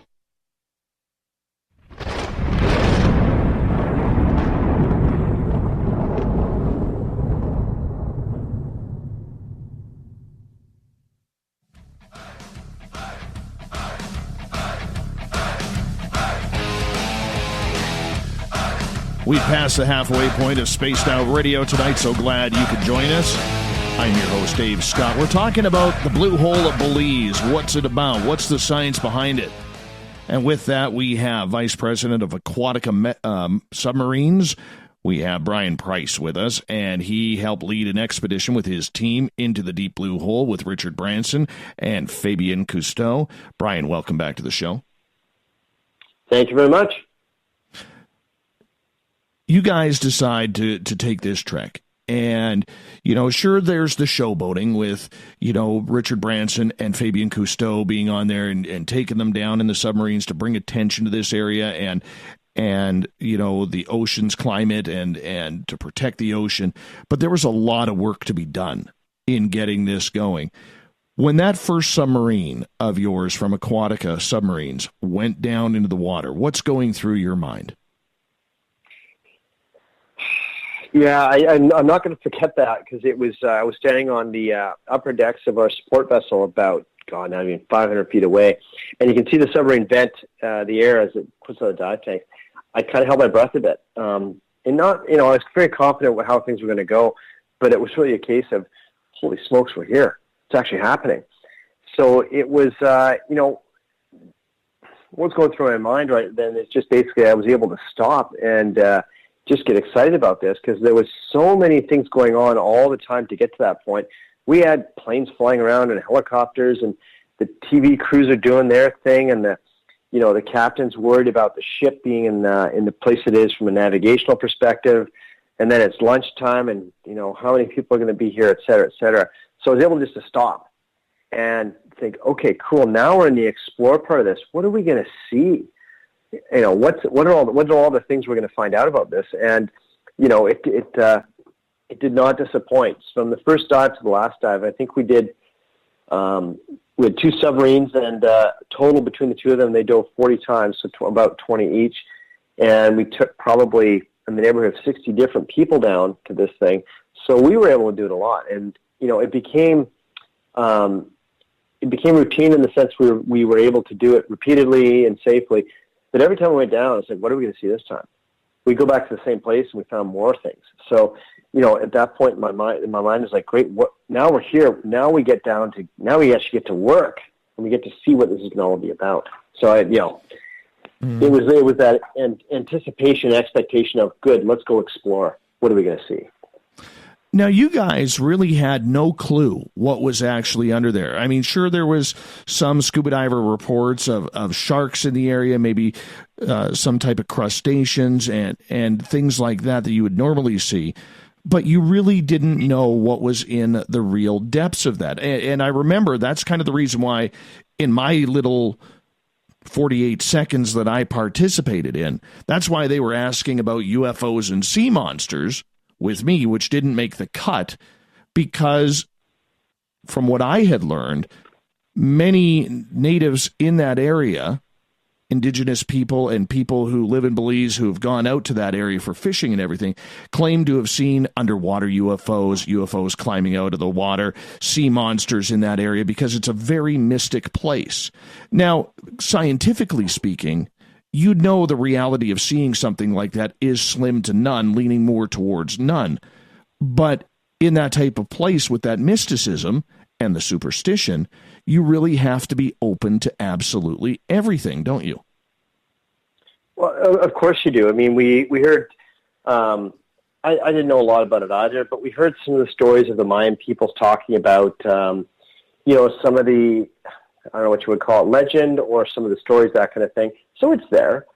But, they really don't know. And there's things we discovered about the blue hole which kind of, made us scratch our heads. And so, we didn't know. Are we going to see the megalodon? Is there a portal to an alternate universe? I don't know.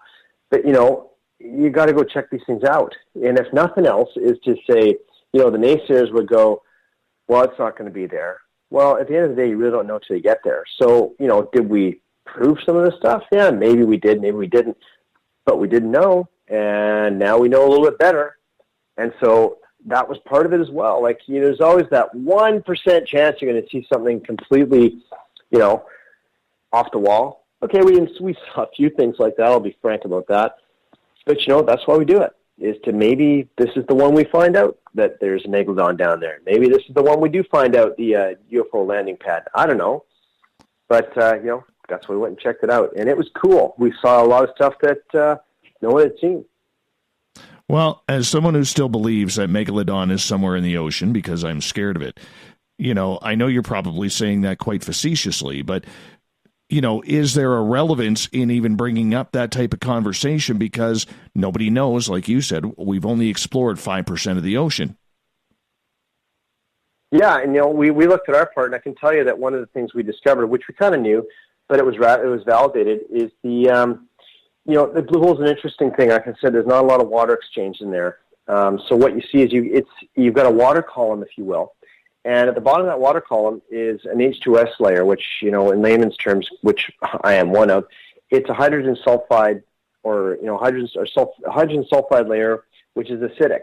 And as you descend down into it, it's very wispy. It looks like you're descending into smoke, and in fact, the submarines bounce a little bit on it because it's a different density, so it's hard to get through. And then when you get through that to the bottom, you're in an anaerobic layer, which means there's no oxygen, so nothing's alive down there. There's big piles of dead hermit crabs, I can tell you that, down at the bottom there. And, you can see where these poor little critters have tried to climb up, like a spider in a bowl and have fallen back down again. So there's a lot of, like sea creatures that didn't make it and no life down there. But the other thing we found down there is we found these caves. There's a ledge, three-quarters of the way down there at about 300-odd foot mark. And at that point, there's rock falls from thousands of years of these pieces, and then it goes down to a big bowl, if you will, on these things. But on that ledge, there's these cliffs, these caves that will go back. Our estimation is at least 150 feet. So, we can only look so far, and we can only see so far into these caves, and we don't know where they go. We don't know where they started and ended, but they're there. And so that was part of that. Just added to the mystique of this thing too. It's like, oh, look at that. There's a cave back there. When did that come from, right? So where's it going to go? Does it, go all the way to the mainland? Maybe it does. So that was kind of the things we did for the exploring as well. And every time we poked, we found another thing, found another cave. And we had the ability to actually map the blue hole, which was one of our scientific objectives, where we would go and do a 3D sonar map with one of our sonar partners, Kongsberg Mesotech here in Vancouver. And so we now have a 3D model being built for this thing, including those caves. So we get to look back, and we actually plop the submarine down and shot into it with the sonar to see what's back there. So I haven't seen it yet. In fact, I talked to the gentleman today who's working on it. They're still building this model. So that's going to be something that we know better, too, is what does this thing look like? And that just begets more questions. How far does the cave go? Where does it start? Where does it end? Where does this hydrogen sulfide layer come from? Like, is it a seep from the bottom? Is there some sort of weird geology, geochemistry that's building this up? It just propagates more questions, and it allows us to be more scientific about it and say, wait a minute, if this is coming from somewhere, we now get to be prescriptive and say, why is this here? Why is there that layer there? And so it actually helps to unravel this, not the mysteries of aliens and that kind of thing necessarily, but it helps to poke this a bit. And, from this, maybe there's some bright student in Belize who goes, you know what, that's going to be my cause celeb. I'm going to go study it, and I'm going to go knock this thing open, and I'm going to find something unique about the blue hole that will redefine how we understand geology. I mean, I don't know, but if you don't do this stuff, you never know. So this is part of just poking around. And like I said, this was land. 50,000 years ago, this was an island. So it's probably, there might have been people out there hanging out We didn't see necessarily any evidence of that, but it doesn't mean it couldn't have been. So maybe we start finding some of those things out as well. Maybe that's where the propagation of the legend comes from. Maybe there was a group of people that lived there. Maybe they came from somewhere else geographically. Who knows? So as the circle of knowledge increases, as they say, the circle of the unknown increases exponentially outside of it. So in doing this, we know more than we did, and then we know even less. And we just know that we need to find out more all at the same time. Let's just say hypothetically, and I know you guys didn't, but let's say hypothetically you had come across a new species of fish or crab. Were there people on the boat, scientists ready to catalog that type of information? Because you guys were going in blind. You didn't know what you were going to see down there. We did not. You're right. We had a staff biologist with us, and she was there to have those kind of things. We didn't have the equipment to be necessarily do that type of categorical, what's the right word, defining of it. But what we did have on our side was enough camera equipment to, record anything there. So had we found anything, we didn't see a whole lot, but had we found something that was notable that way, we would have been able to catalog it through film, through the ability to observe it, and if necessary, we could have even brought the right people out to look at it. We had a wildlife biologist with us there. We had a woman from Belize who's an expert in shark behavior who came to on the wall, which she was ecstatic about. So we had a lot of those experts at hand that would be able to jump in if need be. We weren't necessarily set up for that, but had we found it, we could have responded to it and, done what we could to at least document it enough so that people could come back and do it very prescriptively. Long answer to your short question again is we weren't expressly set up for it, but we were able to accommodate it, which, like all these things, you have to be able to course correct because sometimes things don't go the way you plan. And in those places, there's opportunity in doing it a different way. So now you didn't find any different type of species, but when you went into the dead zone of the blue hole, you were found, your crew was a little startled by what they did find. Are you able to get into that? I will. I will do it as a respectful way as I can. We were actually, there's been 3 people that were reported missing in the blue hole, divers, the scuba divers, and we in fact came upon 2 of them. As we were exploring, we did see 2 of the folks down there that were not able to come back up. We were able to take some photographic evidence of it that we shared with the government officials as well. And it was a bit disconcerting, because as one of our pilots said, this is somebody's dad, somebody's uncle, somebody's mom, somebody's brother or sister, that kind of thing. So it really struck home, particularly in the environment we're in. We were doing something that was tough, and these people unfortunately succumbed to that. And it really sort of reminded us all, hey, maybe we should be paying attention so that we're not stuck in that situation downstream. So it was tough. It rattled everybody's cage pretty hard when we saw those things. Well, let's talk about that side, because were you expecting to see human bodies down there? Not at all. It caught everybody by surprise. I think we all sort of knew it was a possibility, but hadn't really thought about it. And then when we came upon it, it's like, oh, look at that. So it was tough. And we did immediately talk to the authorities, and the Belize Audubon Society and the Belize Coast Guard actually were on site with us almost on a daily basis. So we were able to talk with them about it and see how we were supposed to proceed. And at the time they said, they had not had any positive positive contact in the sense of finding these people before. So we were told by them to just leave them in place, and if the families were contacted and they had wished them to be recovered, then they would move forward. But that's where we left it.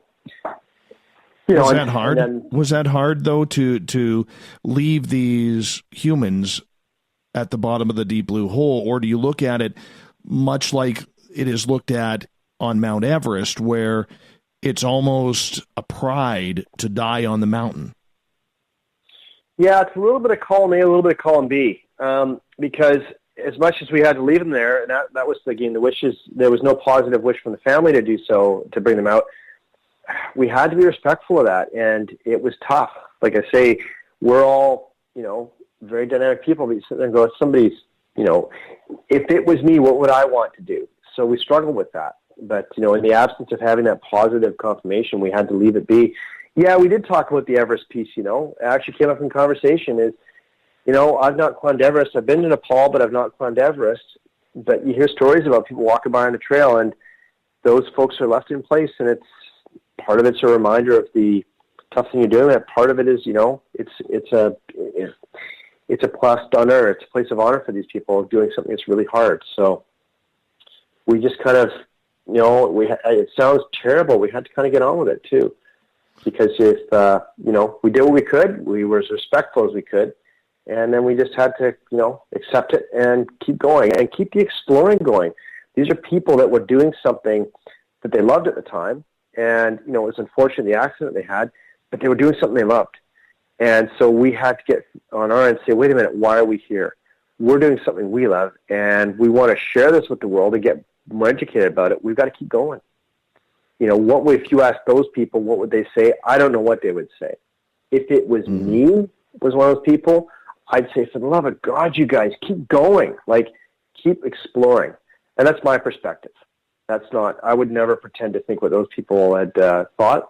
That's what I would say if it was me. And so I kind of thought, okay, let's go. Let's go keep exploring. Let's go find out more about this. So let's do what we came here to do.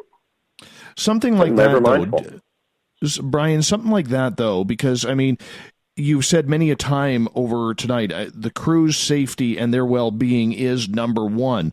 Did you have to pull your crews to the side and say, are you okay? Make sure there was no sort of setting in of PTSD or something along those lines, that they could concentrate on the job while they're looking at these deceased bodies that are at the bottom, because that has to be traumatic. That's not something that you as divers would deal with on a daily basis. And yet here you are in that situation. You have no choice. Yeah, we pay close attention. We're a pretty tight crew. We made sure, it comes down to everything else. When you're managing people or working with people, you need to be respectful of their time and respectful of their emotions, but making sure they're okay. And I'll be frank, the team took care of the team. I can tell you, I checked in with those folks, the people that were in the submarine, to make sure they were okay, and the team made sure they were okay. Because it's one thing to say you've been through something hard, and you say, no, I'm good, but then you got to kind of look and go, really, you're good? You're going to go diving again in that submarine with people next to you, and so we had to, whether we had those conversations explicitly or in private, we were making sure everybody's okay. And, the team it starts and finishes with the people on the team, and that's where it started and finished there. We made sure everyone's okay, did a reality check, did a heartbeat check and said, how are we doing? And then we went back and carried on. And it's the kind of environment there. We didn't have to dive every day. We were diving because it was safe to do so, we wanted to. And so when we look at it that way, it resonated through the whole team. So if one of the team members said, I'm not ready to dive today, I am sick, or I'm not ready to do it, all right. We're lucky we had multiple pilots. So we have another pilot that can step in. We can delay the dive. And quite frankly, any dive that happens, it starts and finishes with the pilot. If the pilot says we're not diving, we don't dive. It's very simple. So we would just make sure the team was okay and make sure the pilot's okay and make sure they were supported. And we have enough safety procedures in place that if somebody is having a hard day or whatever the case may be, we have the ability to help them through it and to bring the submarine up safely and bring everybody back home. Multiple ways. There's not just one way, and it's not just contingent upon everything going perfectly. A lot can go wrong and out of our control, and we're still coming back safely. So, it comes down to very, very straightforward, just being human and really relying on the team, and also being prepared from a process, procedure, and equipment perspective to make sure that if and when these things happen, we can deal with them. We got about 2 minutes left before we have to go to break here. I'm glad to hear that your crew was safe and good with everything like that, because you never know that type of reaction on how people are going to handle that situation until they come across it. An event like that really had to solidify you guys as a team in what you're doing. I mean, that's where the professionalism shows. And now you can all of a sudden say, I knew I could trust that person 100%, but now I know for a fact they're at 150%. Do you see where I'm going with that? 100%. 100%. Absolutely. I've experienced that in the military, in my own experience. Our crews have experienced that, and it was just validated again. Shared experiences in adversity is what makes teams perform. And that's an example thereof. You know, you have to rely on the man or the woman next to you to do their job properly. You have to remember that they're watching out for you. I mean, it showed itself in funny ways, you know, on the ship. My own personal example, I was sort of, one of my roles was that sort of the watching safety guy. A couple of points, I was yelling, somebody was doing something unsafe. I'm charging across the deck, literally yelling at them to stop doing what they're doing because it was a dangerous scene. And in the instances when I was able to do that, it was not taken as like, why are you yelling at me? It's like, oh, wow, glad you're watching. So, you know, that kind of thing, when you have that trust inherent that you're not doing things because out of ego, you're doing it out of, you know, basically, call it selflessness, you start to resonate and the team is strong. And that's what we are. We are stronger now because we've done this. And we're going to continue to be stronger if we keep doing this. It's going to be much easier the next time around if you guys decide to go on another vacation, if we could call it that, a working vacation, to a nice tropical area.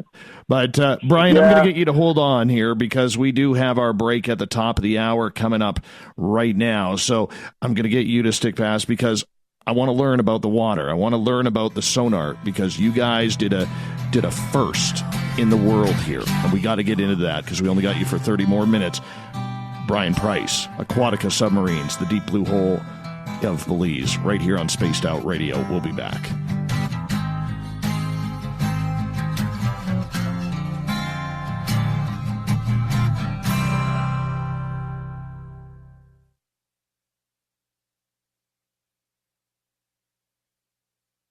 At spacedoutradio.com, we have a little bit of everything for you to stay up late. So while you're there, check out our SOR Newswire, where our team brings you stories of the weird and strange to the WTF from around the globe. News on Bigfoot, UFOs, paranormal, Darwinian-type crime tales. It's the stories that the mainstream media usually won't touch. Well, we got them all on the SOR Newswire, only at spacedoutradio.com. Come hang out with Spaced Out Radio, where we own the night. This is Carl. You can follow Dave on Twitter at Spaced Out Radio, and during the show, use the hashtag Spaced Out Radio to chat with us live. On Instagram, at Dave Scott SOR. On Facebook, give our page a like, Spaced Out Radio Show. SOR archives are free on YouTube at Spaced Out Radio. Come join us, or I will come join you. See you at your window. You're listening to Spaced Out Radio Live with Dave Scott on the Deep Talk Radio Network.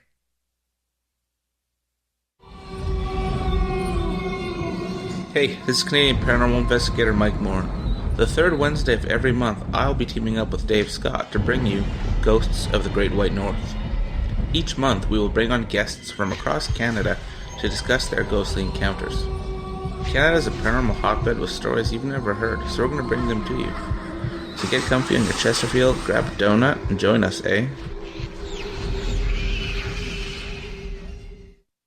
Visit purpleplates.com today. For over 40 years, the Purple Energy Plates have been delivering amazing results for their many customers. Inspired by the great genius Nikola Tesla, the harmony, healing, and energetic effects of the plates have proven over and over to be beneficial and often miraculous to thousands of customers. Check their site for daily specials and choose from their many energy products. You won't be sorry. Visit them today at purpleplates.com. The Call of the Wild is in Vancouver. The Moose Vancouver is one of the hottest bars and restaurants in the city. Open until 2 a.m. nightly, the Moose will rock you like a hurricane all night long. Great food with everything on the menu at $6.95 near the corner of Nelson and Granville. Get your horns up and come rock with us. The Moose Vancouver, the official rocking bar of Spaced Out Radio. Get your horns up with me on Spaced Out Radio. This is Ron Bumblefoot Thal. Come tune in to SOR where you can hear me rock out with Little Brother is Watching, the official theme song of Spaced Out Radio. And then come on over to bumblefoot.com where you can find out about my tour schedule, my music, and everything else. Bumblefoot.com keeps you up to date on what I'm doing and the best way to stay in touch with my music and music camps. Sign up for my newsletter at bumblefoot.com and remember, Little Brother is Watching. Find your escape where time has no limits. It's about living today and cherishing the heritage of yesterday. A spirit of adventure for what is new, with the nostalgia of the past. Your timepiece is a reflection of who you are. Life surrounded by beauty from the world around us to the soul within. EscapeWatches.com. There is no time like the present to enjoy your escape. Use promo code SMF2017 for your 20% discount today. The freedom to post what you want, when you want. That's the social media freedom you need. Social Media Freedom is the free app in your app store. No need to worry about going to jail or being shadow banned any longer. It's the freedom to say what you feel. The freedom to know Big Brother isn't watching. It's the way social media is supposed to be. Social Media Freedom. It's time to set yourself free. Download from your app store today. You know, it's hard being the bad man of ufology, but that's just the way that I like it.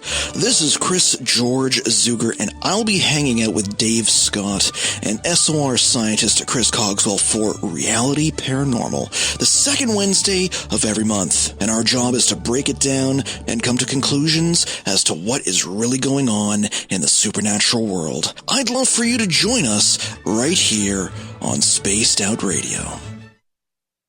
Do you want to know what's really going on in your world? Do you have questions about who you can trust in the mainstream media? Then look no further than the Rebel Planet. Come get the straight answers right here at spacedoutradio.com. Join me, Jamie Sexton, creator of Rebel Planet News, as I fill you in on the stories behind the stories. All you truth seekers, be sure to tune in to Rebel Planet on spacedoutradio.com the third Thursday of every month. So, you love talk radio? Then you'll love TalkStreamLive.com. TalkStream Live is always on, 24/7, with the best streaming talk shows. Find your favorite talkers and discover some new ones. It's free, readily available online or on mobile with any smartphone or tablet. Finding your favorite talk shows all in one place has gotten a whole lot easier. Just go to TalkStreamLive.com. Be sure to download the free apps from Google Play or the iTunes App Store. We are getting ready to relaunch the SOR Space Travelers Club at spacedoutradio.com. For $5 a month, you can join us for a plethora of features found nowhere else. Hang out in a private chat room during the show and after party. You can check out some exclusive content and a store specifically for you, as well as a private listener forum where you can post your thoughts, stories, and pictures. The SOR Space Travelers Club, coming soon to spacedoutradio.com. Looking for a place to advertise at a very reasonable cost? Look no further than Spaced Out Radio. SpacedOutRadio.com has an advertising tab that you can click to check out our daily, weekly, and monthly packages to play on the radio, or our website including social media. From commercial spots to banners, we have it all. Check out our competitive pricing today.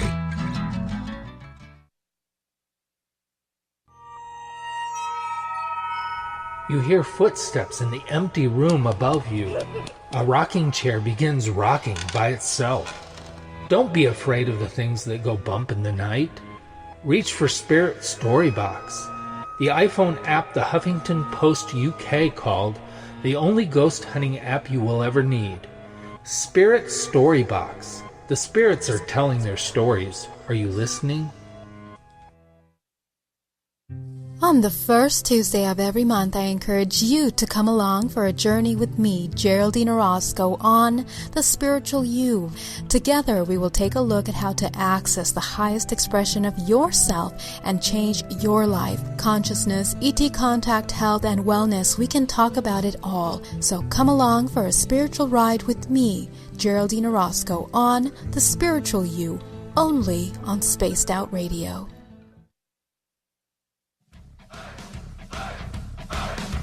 Would you like to connect with us? Head to spacedoutradio.com for all your latest show info.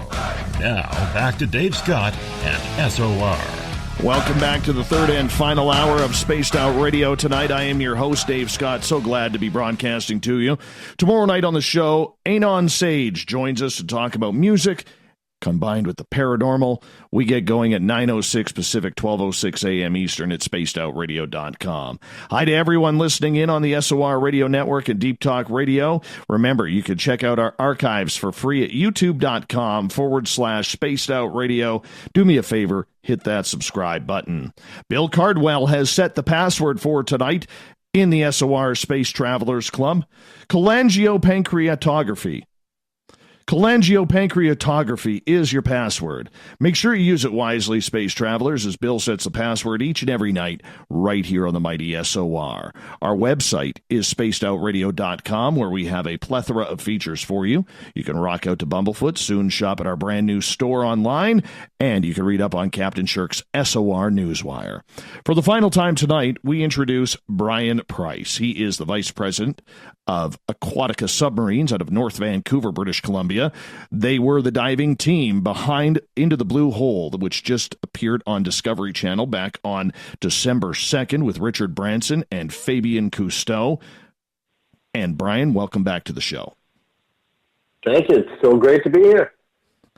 I do have to ask, how good does it feel for your team to have the title, or maybe the honor is probably the better word, of being able to map the bottom of the Blue Hole of Belize for the first time in human history?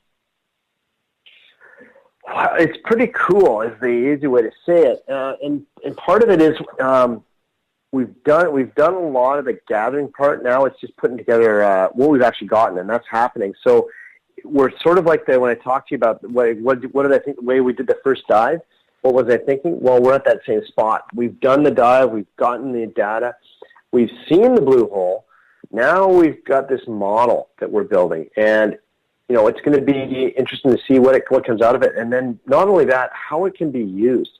Because we did it on purpose so that it would be a legacy piece for, the world to see. And whether that's used by researchers or however it's used, interesting to see how it shapes and what it looks like. Because we've got a good idea. I've seen some preliminary shots. We haven't got it all yet. So it's going to be the next few weeks where we sort of say, okay, here's what this thing looks like, and here's how we can manipulate it. So we're on the edge here. We're on the cusp of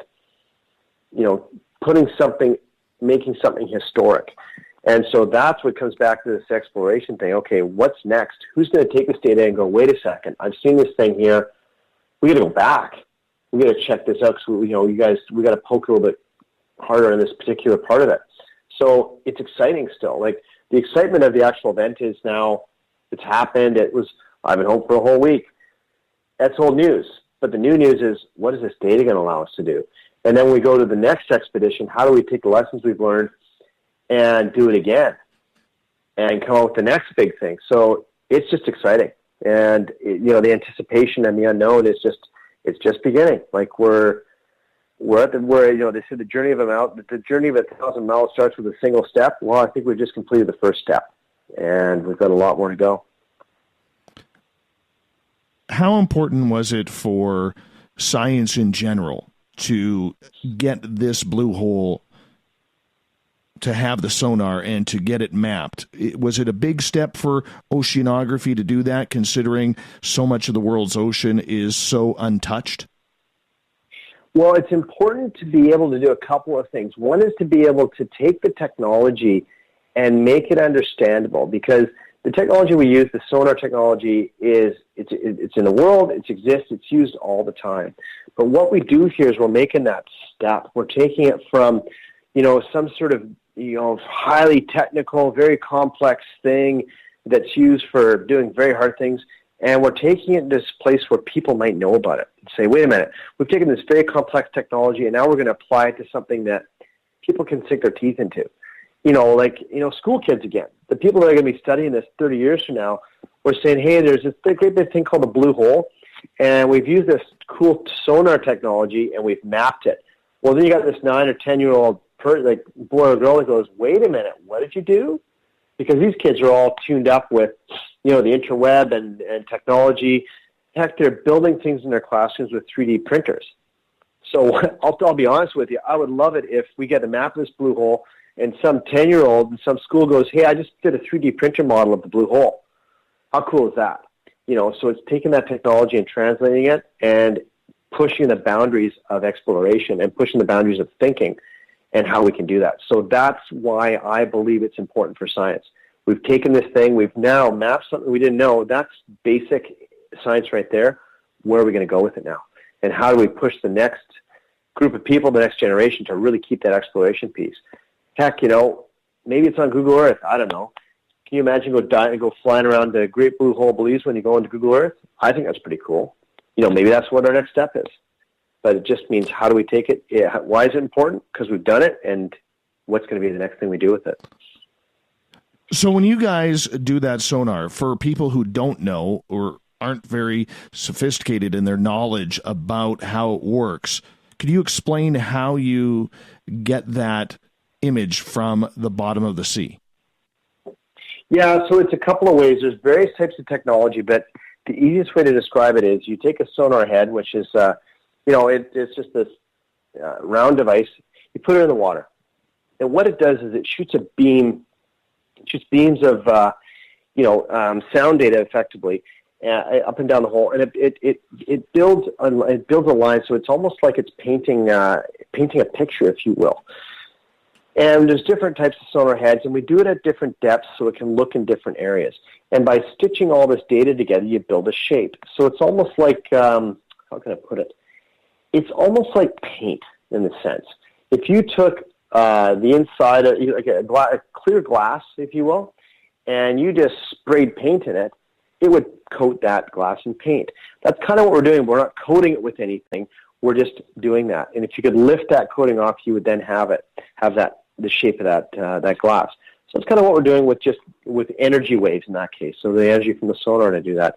So that's how it kind of works, and it just builds that picture, if you will. And because it's done electronically, it's digitized. So we're building that digital picture. So it's not just like a photograph. It's actually digital, so you can manipulate the data.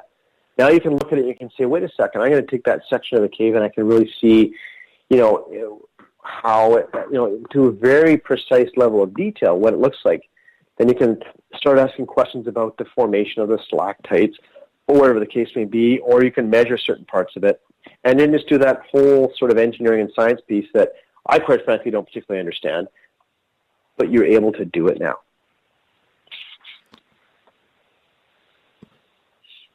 There are a lot of very high-profile places on this planet that have not been or not had sonar brought to the bottom to map it out. How important is it to try and get more of these specialized areas mapped out and charted so that way future generations can now have the science and the ability to know what is truly going on out there? Because with so many of these places, whether it's shipwrecks, whether it's the furthest depths of the ocean that we can push, there is intrigue of what is going on under the water. And the future generations need to take it a little bit more seriously. I mean, we're spending billions and trillions trying to advance our technology into space, and yet we could be sitting on some of Earth's greatest mysteries right underneath the water. I mean, the answer to your question is it's critical. I mean, human beings are a funny breed. We're always afraid of the unknown. And as soon as we discover the unknown, we go, oh, that wasn't so scary. And when you don't know something about it, there's a double-edged sword. There's one argument that says once you know about it, it's going to get ruined. People are going to come see it. But the other side of it is if you don't know about it and then you stumble upon it, and then you might ruin it. You might never know about it. You might not take care of it appropriately. Well, then you're really done. So you've got to manage it appropriately, and you've got to do it with the amount of sensitivity and consciousness to make sure you're doing it for the right reasons, the right way.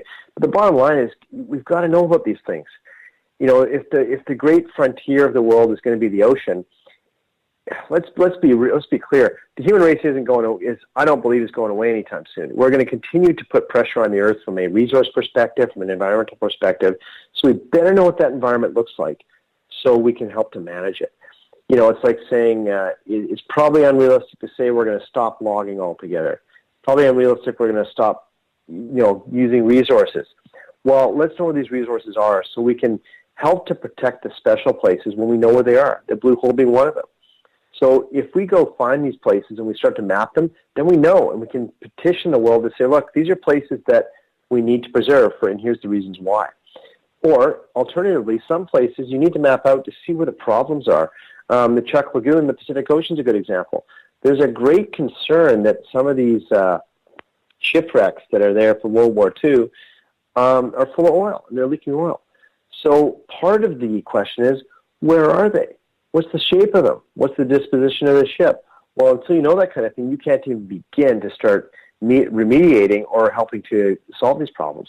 So the answer to your question is, it starts to become very important because you don't know what you don't know. And once you start to know what the situation in the landscape looks like, then you can work in it. Then you can start to make a plan that works around these things, works with them, and helps us solve problems. It's like any other piece of science. When it's done for the right reasons in the right way, the body of knowledge grows. And then you get some smart people involved from anywhere on the planet. We stop to become this very xenophobic perspective where, it's about us. We're the smartest people in the room. We must know. Well, we're not. There's smart people everywhere. The more we know and the more we can share that information, the smart people can get involved and sort of say, okay, you jokers, get out of the way. I'm going to come fix this thing. So it is critical that we start to map these things. It's critical that we start to explore them in a managed and sort of scientific and prescriptive way now, as opposed to 6 months from now.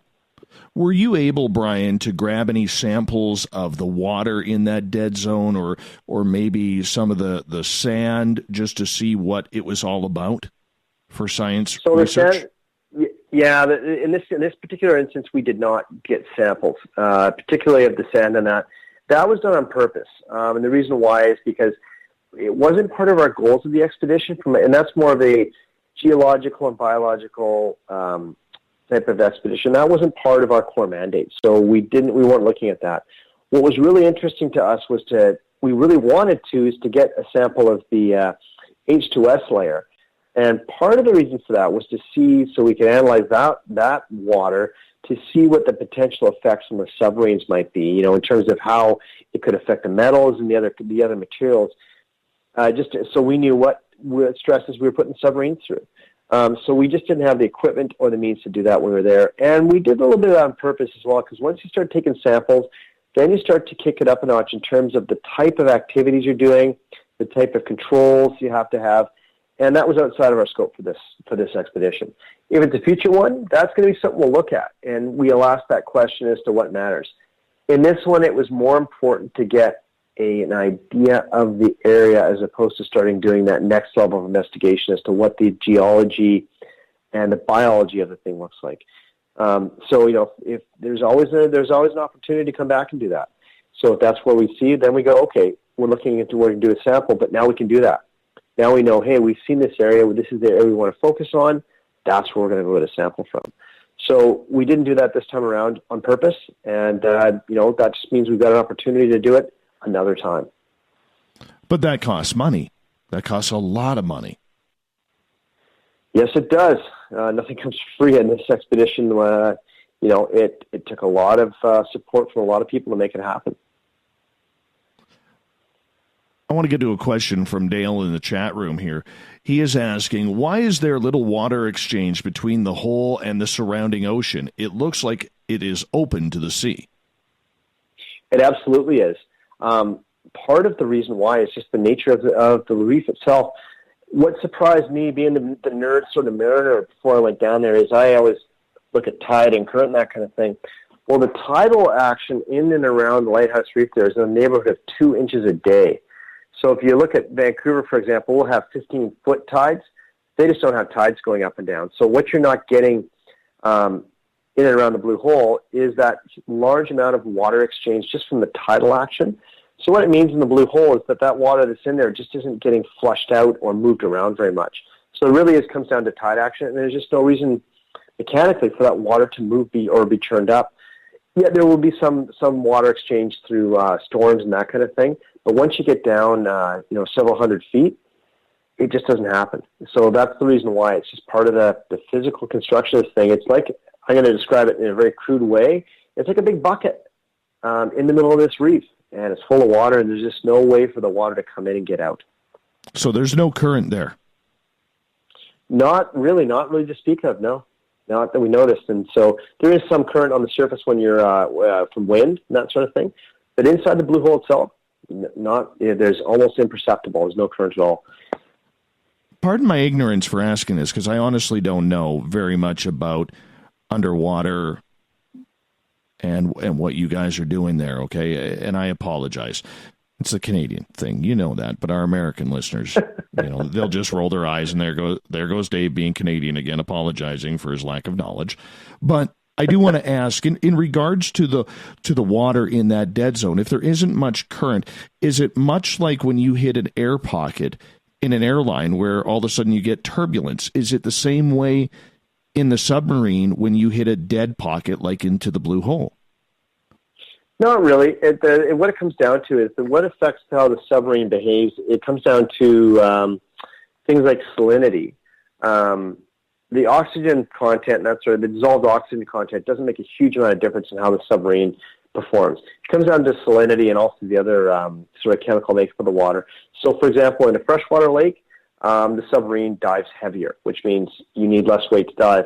In the salt water, it dives lighter. It's just like you float better in salt water than you do in fresh water. So the H2S layer affected that because it's a bit more, it's a different density, but the water on the bottom of the blue hole is still saline. It's still salt water. It's just not churned up. There's no dissolved oxygen in it. It's not alive, if you will. Got a question from Trip in the chat room here. He is asking, when you were doing the sonar readings, did you go sideways so that way you could map the caves? What we did is we had sonar scans at the top, the middle, and the bottom. So we were able to get most of the areas, but it's a great question because there are shadows when you do that, no matter how you slice it, so to speak. So what we did then is we identified those areas. We actually put a sonar on the front of the submarine, and we went down and we literally parked the submarine in front of the caves and shot into the caves themselves. So that's how we accomplished that one. We had some equipment failures, so we had to go to plans B, C, and D with the equipment. But that's what we did to make sure to get those caves as you're talking about. It's a great question, and I didn't fully understand it until I saw it and said, "Wait a minute, why is that area not? Why is it a shadow?" Well, because it's in a shadow. So that's why the submarine became the perfect tool. Is we're able to look in and just literally, go down and peek inside. And so that's what really, to your point about science, that's what enhances it. It really allows us to draw that clearer picture that we wouldn't have had otherwise. So with those caves and the stalactites and stalagmites that are still hanging there, there's a lot of history, like tens of thousands of years of history there in regards to maybe mankind not seeing this for millennia. What was it like to be in that submarine looking at this former piece of land that actually stood above water and now seeing it in a dead grave as what it is? It was a bit eerie because you crawl into this cave and you go, wait a minute, this was, first of all, you realize that it was land, and you realize, wait a minute, it's been underwater for thousands of years and no one has seen it. So it's like walking into an empty church from 500 years ago a little bit. So it was quite eerie. But at the same time, it was kind of neat because it's almost frozen in time. And to see these things sitting there, and that just sort of validates the point that there's no water exchange because there's nothing to erode these things. So they're just trapped there, like a snapshot in time from a long time ago. And then you realize you're in this submarine at a couple hundred feet down. Then it really gets kind of neat. You go, this is totally cool. I'm doing something really neat and seeing something that's hard to see. And to be fair, divers can get down to part of it, but the difference is they're only down there at that depth for a few minutes and they have to surface. With us, we could spend hours down there. I mean, I myself took probably about 400 pictures of these things, and between all our teams, we've got something in the neighborhood of 10,000 images of various parts of the blue hole and all the operations. So we've got a video and imagery bank, story to tell. That if it's been done before, I've not seen it, but I can tell you ours is it's going to be pretty prolific. And so we've got things that, in a way that I'm not sure exist until we've done this.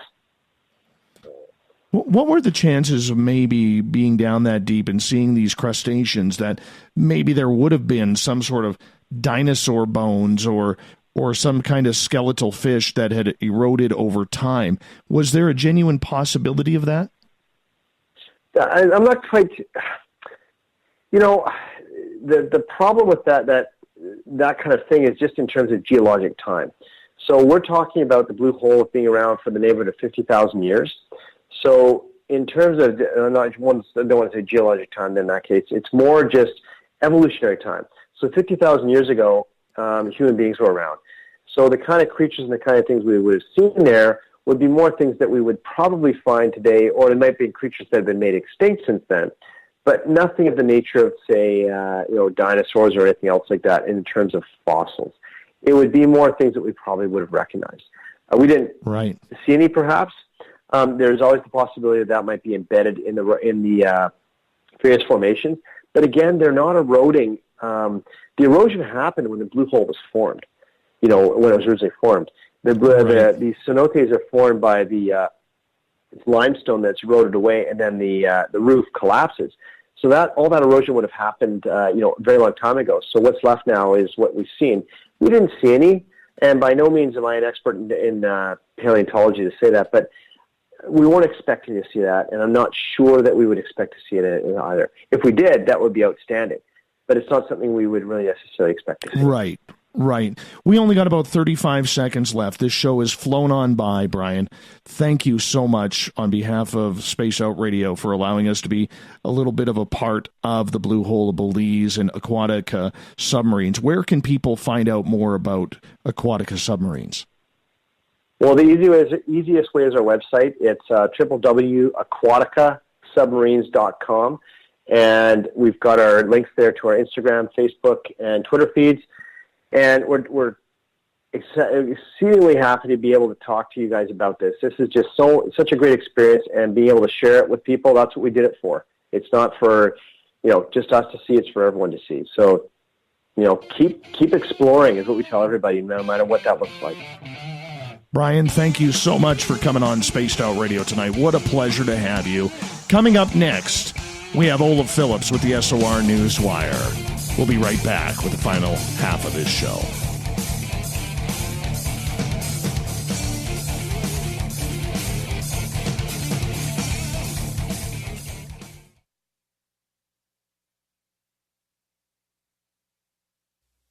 You're listening to Spaced Out Radio Live with Dave Scott on the Deep Talk Radio Network.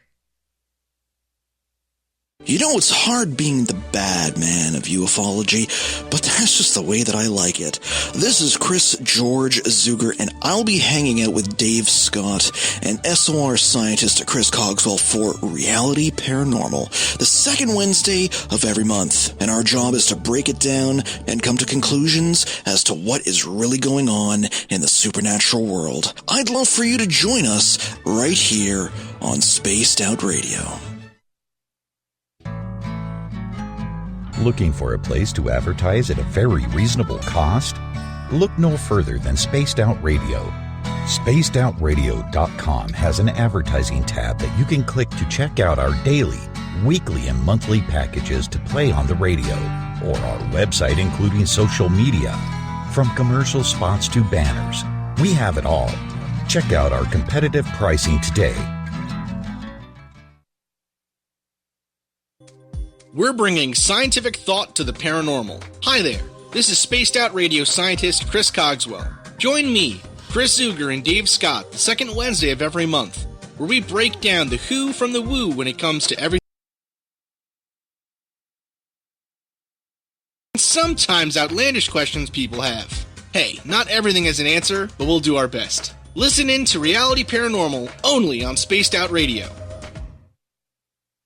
So, you love talk radio? Then you'll love TalkStreamLive.com. TalkStream Live is always on, 24/7 with the best streaming talk shows. Find your favorite talkers and discover some new ones. It's free, readily available online or on mobile with any smartphone or tablet. Finding your favorite talk shows all in one place has gotten a whole lot easier. Just go to TalkStreamLive.com. Be sure to download the free apps from Google Play or the iTunes App Store.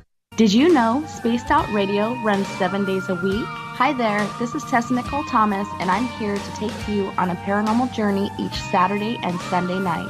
Why change the station when you have it all right here? Together, we'll hang out and share some strange and scary stories. And don't forget, we have Psychic Sundays as well, so come tune in Spaced Out Weekend. We get going at 9 p.m. Pacific, midnight Eastern, only at spacedoutradio.com, where we own the night. Heading to Vancouver and looking for a night on the town? The Moose Vancouver is the bar that never stops rocking until 2 a.m. every night. The Moose has great food with everything on the menu from $6.95 to $8.95. Fantastic, vibrant staff and rock and roll that will bring you back to when the music was real, the hair was long, and the guitars were rocking. Get your party on at the Moose Vancouver, the official party bar of Spaced Out Radio. Are you intrigued by Paranormal Talk Radio? You'll love the new Paranormal Radio app from TalkStream Live. You'll find a great selection of talk shows covering UFOs, ghosts, strange phenomena, and much more. Download the Paranormal Radio app now and start listening to the very best in paranormal talk entertainment, including the network you're listening to right now, the Paranormal Radio app, free in Google Play and the iOS App Store. Hello, this is your guitar man, Ron Bumblefoot Thal, and I have to tell you, I love the response I get for Little Brother is Watching from Spaced Out Radio fans. It's amazing how music can inspire and make people think deeper about what's going on in the supernatural world.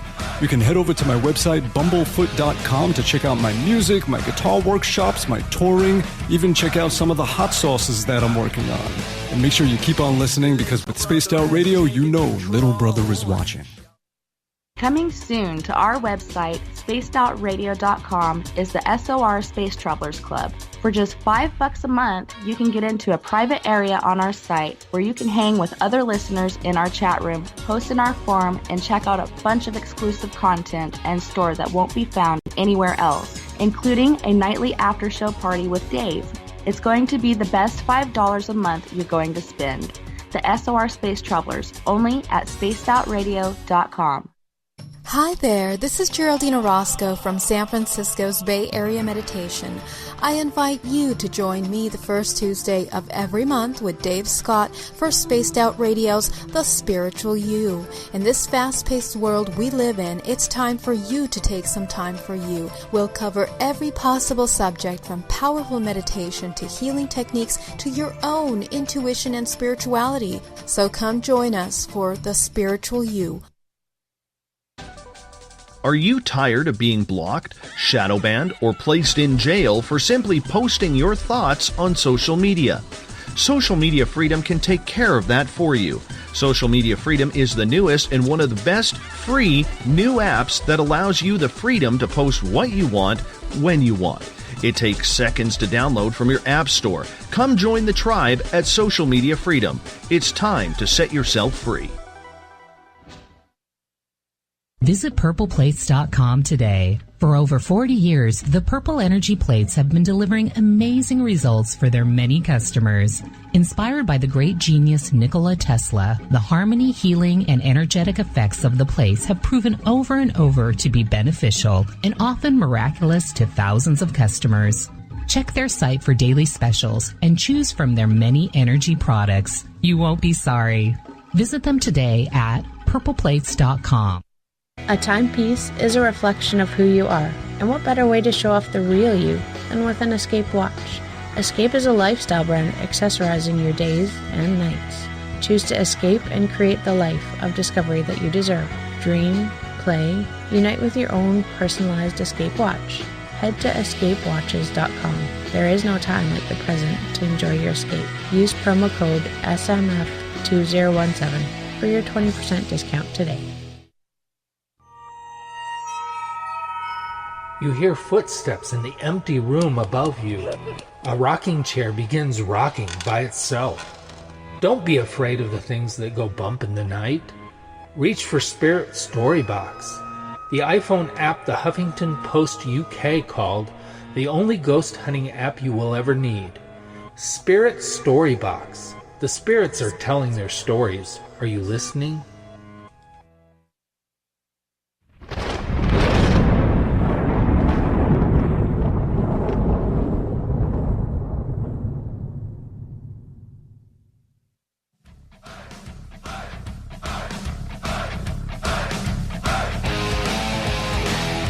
We've rounded third. We are heading for home tonight on Spaced Out Radio. And with that, we bring in the man, the myth, the Team Stump legend, Mr. Olaf Phillips from Paranoia Magazine.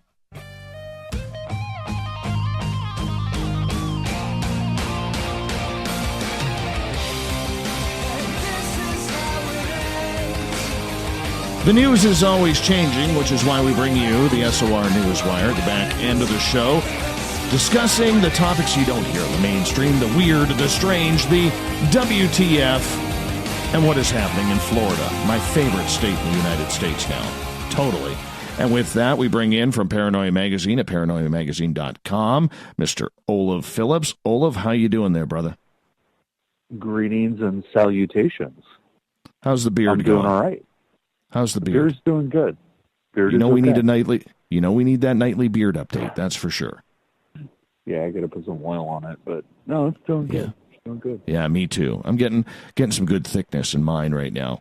I'm still debating whether I'm going to shave it off before going to Mom and Dad's for Christmas, because I know I'm going to hear it from my mother the entire Christmas weekend. David, why do you have that fur on your face? You look like an old man. I can just hear it now. Old Phil is going to be like... Dad... Yeah. Go ahead. I was just going to say, old Phil is going to be like, David, shave it. Go into the bathroom and shave it. I didn't bring my clippers, Mom. I got scissors. I could just see it right now. I can hear it. Oh, that's going to be the talk of the weekend, because I have one of those nitpicky mothers. I love her to death. I do. My mother is awesome, but she hates my facial hair. She hates my hair. So, I'm yeah. My dad is actually growing a beard out for the first time. Nice. Yeah, nice. My mom finally we're going to need photos of that. My mom finally convinced him to grow a beard. Good, good. Is he going to go with like a big Santa beard or what? You know, I don't know. He actually doesn't know how long his beard will grow, because he's never had one in his whole life. He was in the Air Force for a long time, and in the Air Force he wasn't allowed to have a beard, and so he just got used to not having one. And then, he never, in his entire life, he's never grown a beard. So, quite an adventure, my friend. It's quite an adventure. It is. It is. I'm excited for him. I'm excited for Mr. Olaf. It's good stuff. What do you got? What do you got in the news for us tonight, my friend? Iowa police release a photo of Batman robbery. Oh no! Police in Iowa. I know. Batman's gone to the dark side. Police in Iowa released a security camera photo of a convenience store robbery perpetrated by Batman and a man in a green bodysuit. The photo released by Council Bluffs police shows two men, one dressed in a Batman costume, the other clad in a green suit, robbing Casey's General Store just prior to 4 a.m. Thursday. Police said that the men left the store with an undisclosed amount of money. They said the robbers appear to be armed with a gun and a sword. You know, I think I don't like that at this time of year. Okay, sure, the costumes are a little funny, and, you know, people's lives were at stake, but to be ripping off people at this time of the year so close to Christmas, I understand the desperation that probably many people have. They don't have money for presents. And you know, a lot of these types of robberies are made by people who literally are at their last ditch because they can't pay their bills or they can't feed their children or something along those lines. There's always an excuse. You know, some of them seem more noble than others, but you're still committing a crime. And I can tell you this, man. I don't like it at this time of year. It's like when people rip off the Sally Ann's, you know, all the change donations boxes and what do they call them? Those round things that you put them in, all the change in. I don't like that stuff. You know, this time of year it just seems to get amplified. Kettle? Yeah, is it a kettle? Is that what it is? Yeah, it's a kettle. Kettle? Yeah. Yeah. Salvation Army kettles, yeah. Yeah, I don't like that kind of stuff. Right? It just seems to kill the spirit a little bit. I don't know. I just thought it was funny that he was dressed as Batman. The other guy must have been the Riddler, and they were armed with a sword. I just couldn't get over that. That is funny, though. That is funny. I'm not taking the humor away from that. Going to the dark side. Revenge of the Batman. The new Star Wars movie. Revenge of the Batman. Instead of Revenge of the Sith. Ready for more? I am. Let's hit it. Okay. Toledo goes crazy for roadside weed decorated for Christmas. Toledo, Ohio, a few weeks ago, was just another overgrown street corner weed. Now it's decked out with Christmas lights, ornaments, and sprouting holiday goodwill. The Christmas weed, as it's affectionately known across Toledo, has become an overnight holiday attraction, bringing hundreds of children and adults who have been lining up for selfies and leaving behind donations for the needy. It all began with when one family decorated the weed to spread Christmas cheer, but the sad and scraggly weed has grown into something bigger. It's a true Christmas story, said Jimmy Binsky, who joined the fun this week by putting on a Santa Claus suit and waving at motorists passing by with smiles on their faces. With love, a weed can be a beautiful thing. The weed, which once stood 4 feet high, 1.2 meters for you, Dave, shouts out from the edge of the traffic island, started out with just a bit of tinsel and a garland nearly 2 weeks ago. In the past few days, others have added lights, candy canes, glass ornaments, leaving little of the weed visible, while surrounding it with canned goods, blankets, clothes, and wrapped gifts. A dead potted plant draped with a Santa hat and bows has been added to the collection. At some point over the last few days, someone apparently ripped off the top of the weed, but that didn't dampen good cheer. Of course, there have been jokes about whether the weed might be the variety that could get you arrested in Ohio, and there's a Facebook page dedicated to daily updates. Now, when you first said weed, I thought you were talking about marijuana. I'm not going to lie. Like, what kind of weed are we talking about here? Oh, it's not the fun weed. I'm sorry. No, I understand that. I'm trying to put it on Facebook right now. Ohio Christmas weed. Ohio Christmas weed. Let's see. Oh, there it is. There it is. That's hilarious. Just some weeds coming out of the concrete or some dirt there. That's actually kind of cool. Yeah. It's pretty funny. You know what? I like it when people take strange objects like that and kind of make them into some sort of fun memorial for people. I like that. Yeah, we have one. There's a tree that's kind of scraggly on the side of the road, and every year somebody goes out and decorates it. It's just a random tree on the side of the road. It doesn't have any leaves or anything. They decorate it. Mm-hmm. See, in Whistler, when you go to Whistler in the winter, there's a lot of people who do snowshoeing, and they will actually, along the snowshoe trails, they will actually go out and decorate trees. So all of a sudden you come across this random Christmas tree sitting in the middle of nowhere in the forest. It's really cool. Really cool. I love it when people do that. It shows imagination and a lot of flair for what is going on. And 'tis the season to be able to have some fun like that. So good on them for something not strange coming out of Ohio for once. Yeah. I totally agree. And it's nice that they're putting blankets and canned goods and stuff for the needy under it. I think that's fantastic.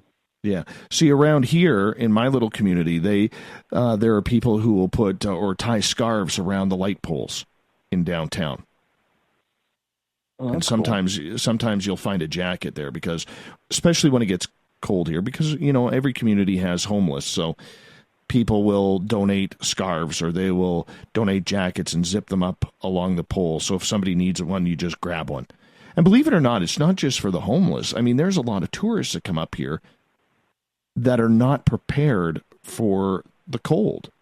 They just aren't. And all of a sudden they need a jacket. Well, now they can go get one because it's right there, or a scarf or something along those lines. Something about it just brings a community to get together, though. Brings a community together. That's funny, though. You go to Canada and you expect it to not snow and be cold. Yeah, but there's different climate. I mean, you got to realize if you're down in Vancouver, in the Vancouver area, where it's more humid, you're not going to get the same type of cold as you do here, where there is zero humidity. And we're literally on top of the mountains. And sometimes people forget. They absolutely forget. So not a big deal. Not a big deal. There you go. Just help them out. Next story, bud. Florida man. Oh, I tried to do this one yesterday, but you wouldn't let me. Florida man stuffs foot-long sub down his pants in sandwich theft. Now is not the time for jokes, but when the cops stop this particular suspect, they'll have to ask if that's a foot-long sub in his pants or, well, you know the rest. Yeah. Police are on the lookout for a man who ordered a large sub sandwich at a Marathon gas station in Lakeland, Florida last month, then stuffed it down his pants and walked out, only paying for a soda. In a Facebook post yesterday, the Polk County Sheriff's Department asked for the public's help in identifying the sub-suspect and begged for everyone to take the crime seriously. For those who want the police to focus on larger matters, the department has a response. I quote, "Some of you may think we're overdoing it by trying to identify the suspect of a relatively minor theft. One of you is probably even saying, 'This is small potatoes.' And to that we would reply, 'No, this is a foot-long sandwich, not potatoes. Pay attention.'" The sheriff's office left with one final warning, reminding people this should also serve as notice to all as to why you do not take food from a stranger. You don't know where it's been. The sandwich thief walks among us, and Detective LeBlanc is asking for our Facebook fans to help identify him. Some of you may think we're overdoing it by trying to identify the suspect of a relatively minor theft. One of you is probably, that's, and then it says the subcrime occurred at approximately 45, blah, blah, blah. So they're definitely trying to hunt this guy down, and he very clearly put a foot-long sub down his pants and stole it. I mean, doesn't that happen every day at Walmart? Doesn't that happen? I mean, you see the stories of people like stuffing like turkeys and sides of ribs and everything underneath their clothing. I mean, does it not, I mean, where is this one out of the ordinary? You know, for this police department to make this one as the example. Well, I would say it's probably fairly common in Florida. I don't know that down here, that over here, many people are shoving, sandwiches down their pants. Not that I've heard. Yeah, you might not want to put it there. No, that's not a good spot. No. Nobody's going to believe you. Mr. Thief, no one is going to believe you. But, you have an insatiable appetite for a Florida man story, so I got to find them. So trust me, I am appreciating it. I appreciate a good nightly Florida story. It amazes me what we are able to get out of that one pocket of this planet on a nightly basis. And I praise Florida for it. I praise them for it. We got time for, let me see here. No, let's go to the thought of the day, because we got a pretty good one today, bud. Let's get to it. Let's do it.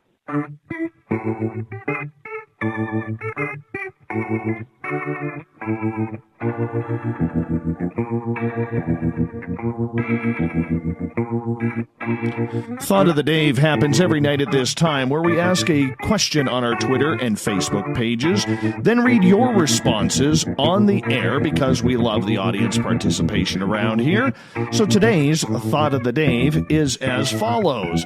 What adventure would you like to treat yourselves to before you die? Boy, did we get some interesting responses, man. Interesting responses. I'd like to fly in a fighter jet. That's the adventure I want. I'd like to fly in a fighter jet. You know how you see those people get to go up with the Blue Angels or the Thunderbirds, or I'd like to do that. The snowbirds. The snowbirds, of course. Of course. In their 52-year-old aircraft. Well, they're all those planes are old. Yes, Antarctica. I want to true. go to Antarctica. And I want to go to Barrow, Alaska. I like Marcus's comment on hashtag Spaced Out Radio. These seem to be news briefs chosen for their inane quality. Yes. Yes, indeed. Love it. Thanks, Marcus. Appreciate that. All right, let's get to some audience responses here. We got some good ones. We'll start off with the Clam here. Desert Clam on Twitter. I would like to try ayahuasca at least once. That would be a mental adventure. Would like to visit many parts of Australia, from the Northern Territory to Sydney, Barrier Reef, Perth, and the opal mines out west. Canadian Joe on Twitter says, I'd like to date Catwoman. We keep going on here. Christine wants money. Let's see where else we can go. Let's go over to Facebook. George, paragliding on the coast of South Africa. Now, my buddy George, he's an avid paraglider. The dude is, like, really good. I hope he does that. I really do. Matthew says, shipping my motorcycle to Europe and not having a timeline or budget. How good would that be? That would be fantastic. What a great adventure that would be. Kelly states, I'd like to visit different countries. Sicily, France, Canada, just for some real poutine. You know, the major bucket list things. Oh, you're missing out on the poutine. That's for sure. Joe, I want to date Jessica Alba before I die. I think we all do. Uncle Dale says, go mostly off the grid in Hawaii. Solar-powered tiny house, Wi-Fi, big friendly dog with his own tiny house, yummy sunlight beaches, babes. You get the idea. Sounds heavenly. Absolutely sounds heavenly. Andy, a trip to the Bunny Ranch might be cool. Real answer, though, is an Asian street food tour. That sounds delectable. Asian street food tour. That would be fantastic. Oh, I would pig out. Joe, there's lots, but the one I would want most is to work as a security guard at Area 51, even if it is for one night. Oh, yeah. Wonder how many people a day they bust, the camo dudes bust. That'd be an interesting number to see. That would be. It's probably not that high. I bet you it's higher than what we think, Olaf. I do. That could be, but I bet you it's not, like, super high. You never hear of anybody getting arrested there. No. Let's go for a few more. Gary the Dutch says, jumping out of an airplane 10,000 feet up with a squirrel suit on. That would be a rush. Coral wants to visit ESETI Ranch, James Gilliland's place in Washington State. Sylvia, I'd like to play Santa Claus. I've already played the Easter Bunny where I lived in Florida. It was fabulous. That is my last wish. Great one, Sylvia. Absolutely great. I hope you get to do that. Kevin, I have always dreamed of getting a pedicure on Saturn by a Neptunian. I have heard that they are the best, and the spas on Saturn are off the charts in pampering and hospitality. Oh, my goodness. Okie dokie. All right. That's a good one. Gail, I'm in. I only have I only have one thing on my list, says Gail, visiting Patagonia. But that would require getting dressed and leaving my apartment, so I think looking at photographs will have to do. Now, get off my lawn. Francesca wants to go ziplining through the Amazon. That would be amazing. Anne wants to visit the Stanley Hotel or the Winchester House. Amanda wants to go to Africa for at least a month. Kevin and Kevin's Beard both want to go to Peru. Jade wants to head to Mongolia, hang out with shamans and horses. Peru, to see the ruins and the shamans. Sardinia, to visit my childhood home. That's awesome. Catherine wants a course at Arthur Findlay College in England. William wants a real relationship. Oh, don't push yourself there, William. My Canucks have a better chance of winning a Stanley Cup than a healthy relationship. We're all saying that in fun, though. My friend, Olav, tell us where we can find Paranoia Magazine. ParanoiaMagazine.com, Paranoia Magazine on Facebook, Paranoia Mag on Twitter, Paranoia Mags on Instagram. Listen to the podcast. The future is now. Perfect. You can also find our news section by going to spacedoutradio.com, clicking on Captain Shirk's Newswire. Just hit the news tab. It's all right there and up to date for you. Tomorrow night on the show, we have Anon Sage coming on. We're going to talk music and the paranormal, 9:06 Pacific, 12:06 a.m. Eastern at spacedoutradio.com. Once again, a thanks to Aquatica Submarines Vice President Bryan Price for coming on the show to talk about the Blue Hole of Belize. We got Mr. Ron Bumblefoot THAL rocking in the background with Little Brother is Watching. Bumblefoot is the official music of Spaced Out Radio, rocking us in and out of every single show. Get your horns up for the guitar god himself, and a special thanks to all of you listening in at home, at work, in your cars, wherever you may be, in the chat rooms, on Twitter at hashtag Spaced Out Radio. Thanks for a great night, because together, my friends, we own the night. I will talk to you in 21 hours from now. Mr. Bumblefoot, we need a favor. We need you to take us home. Good night.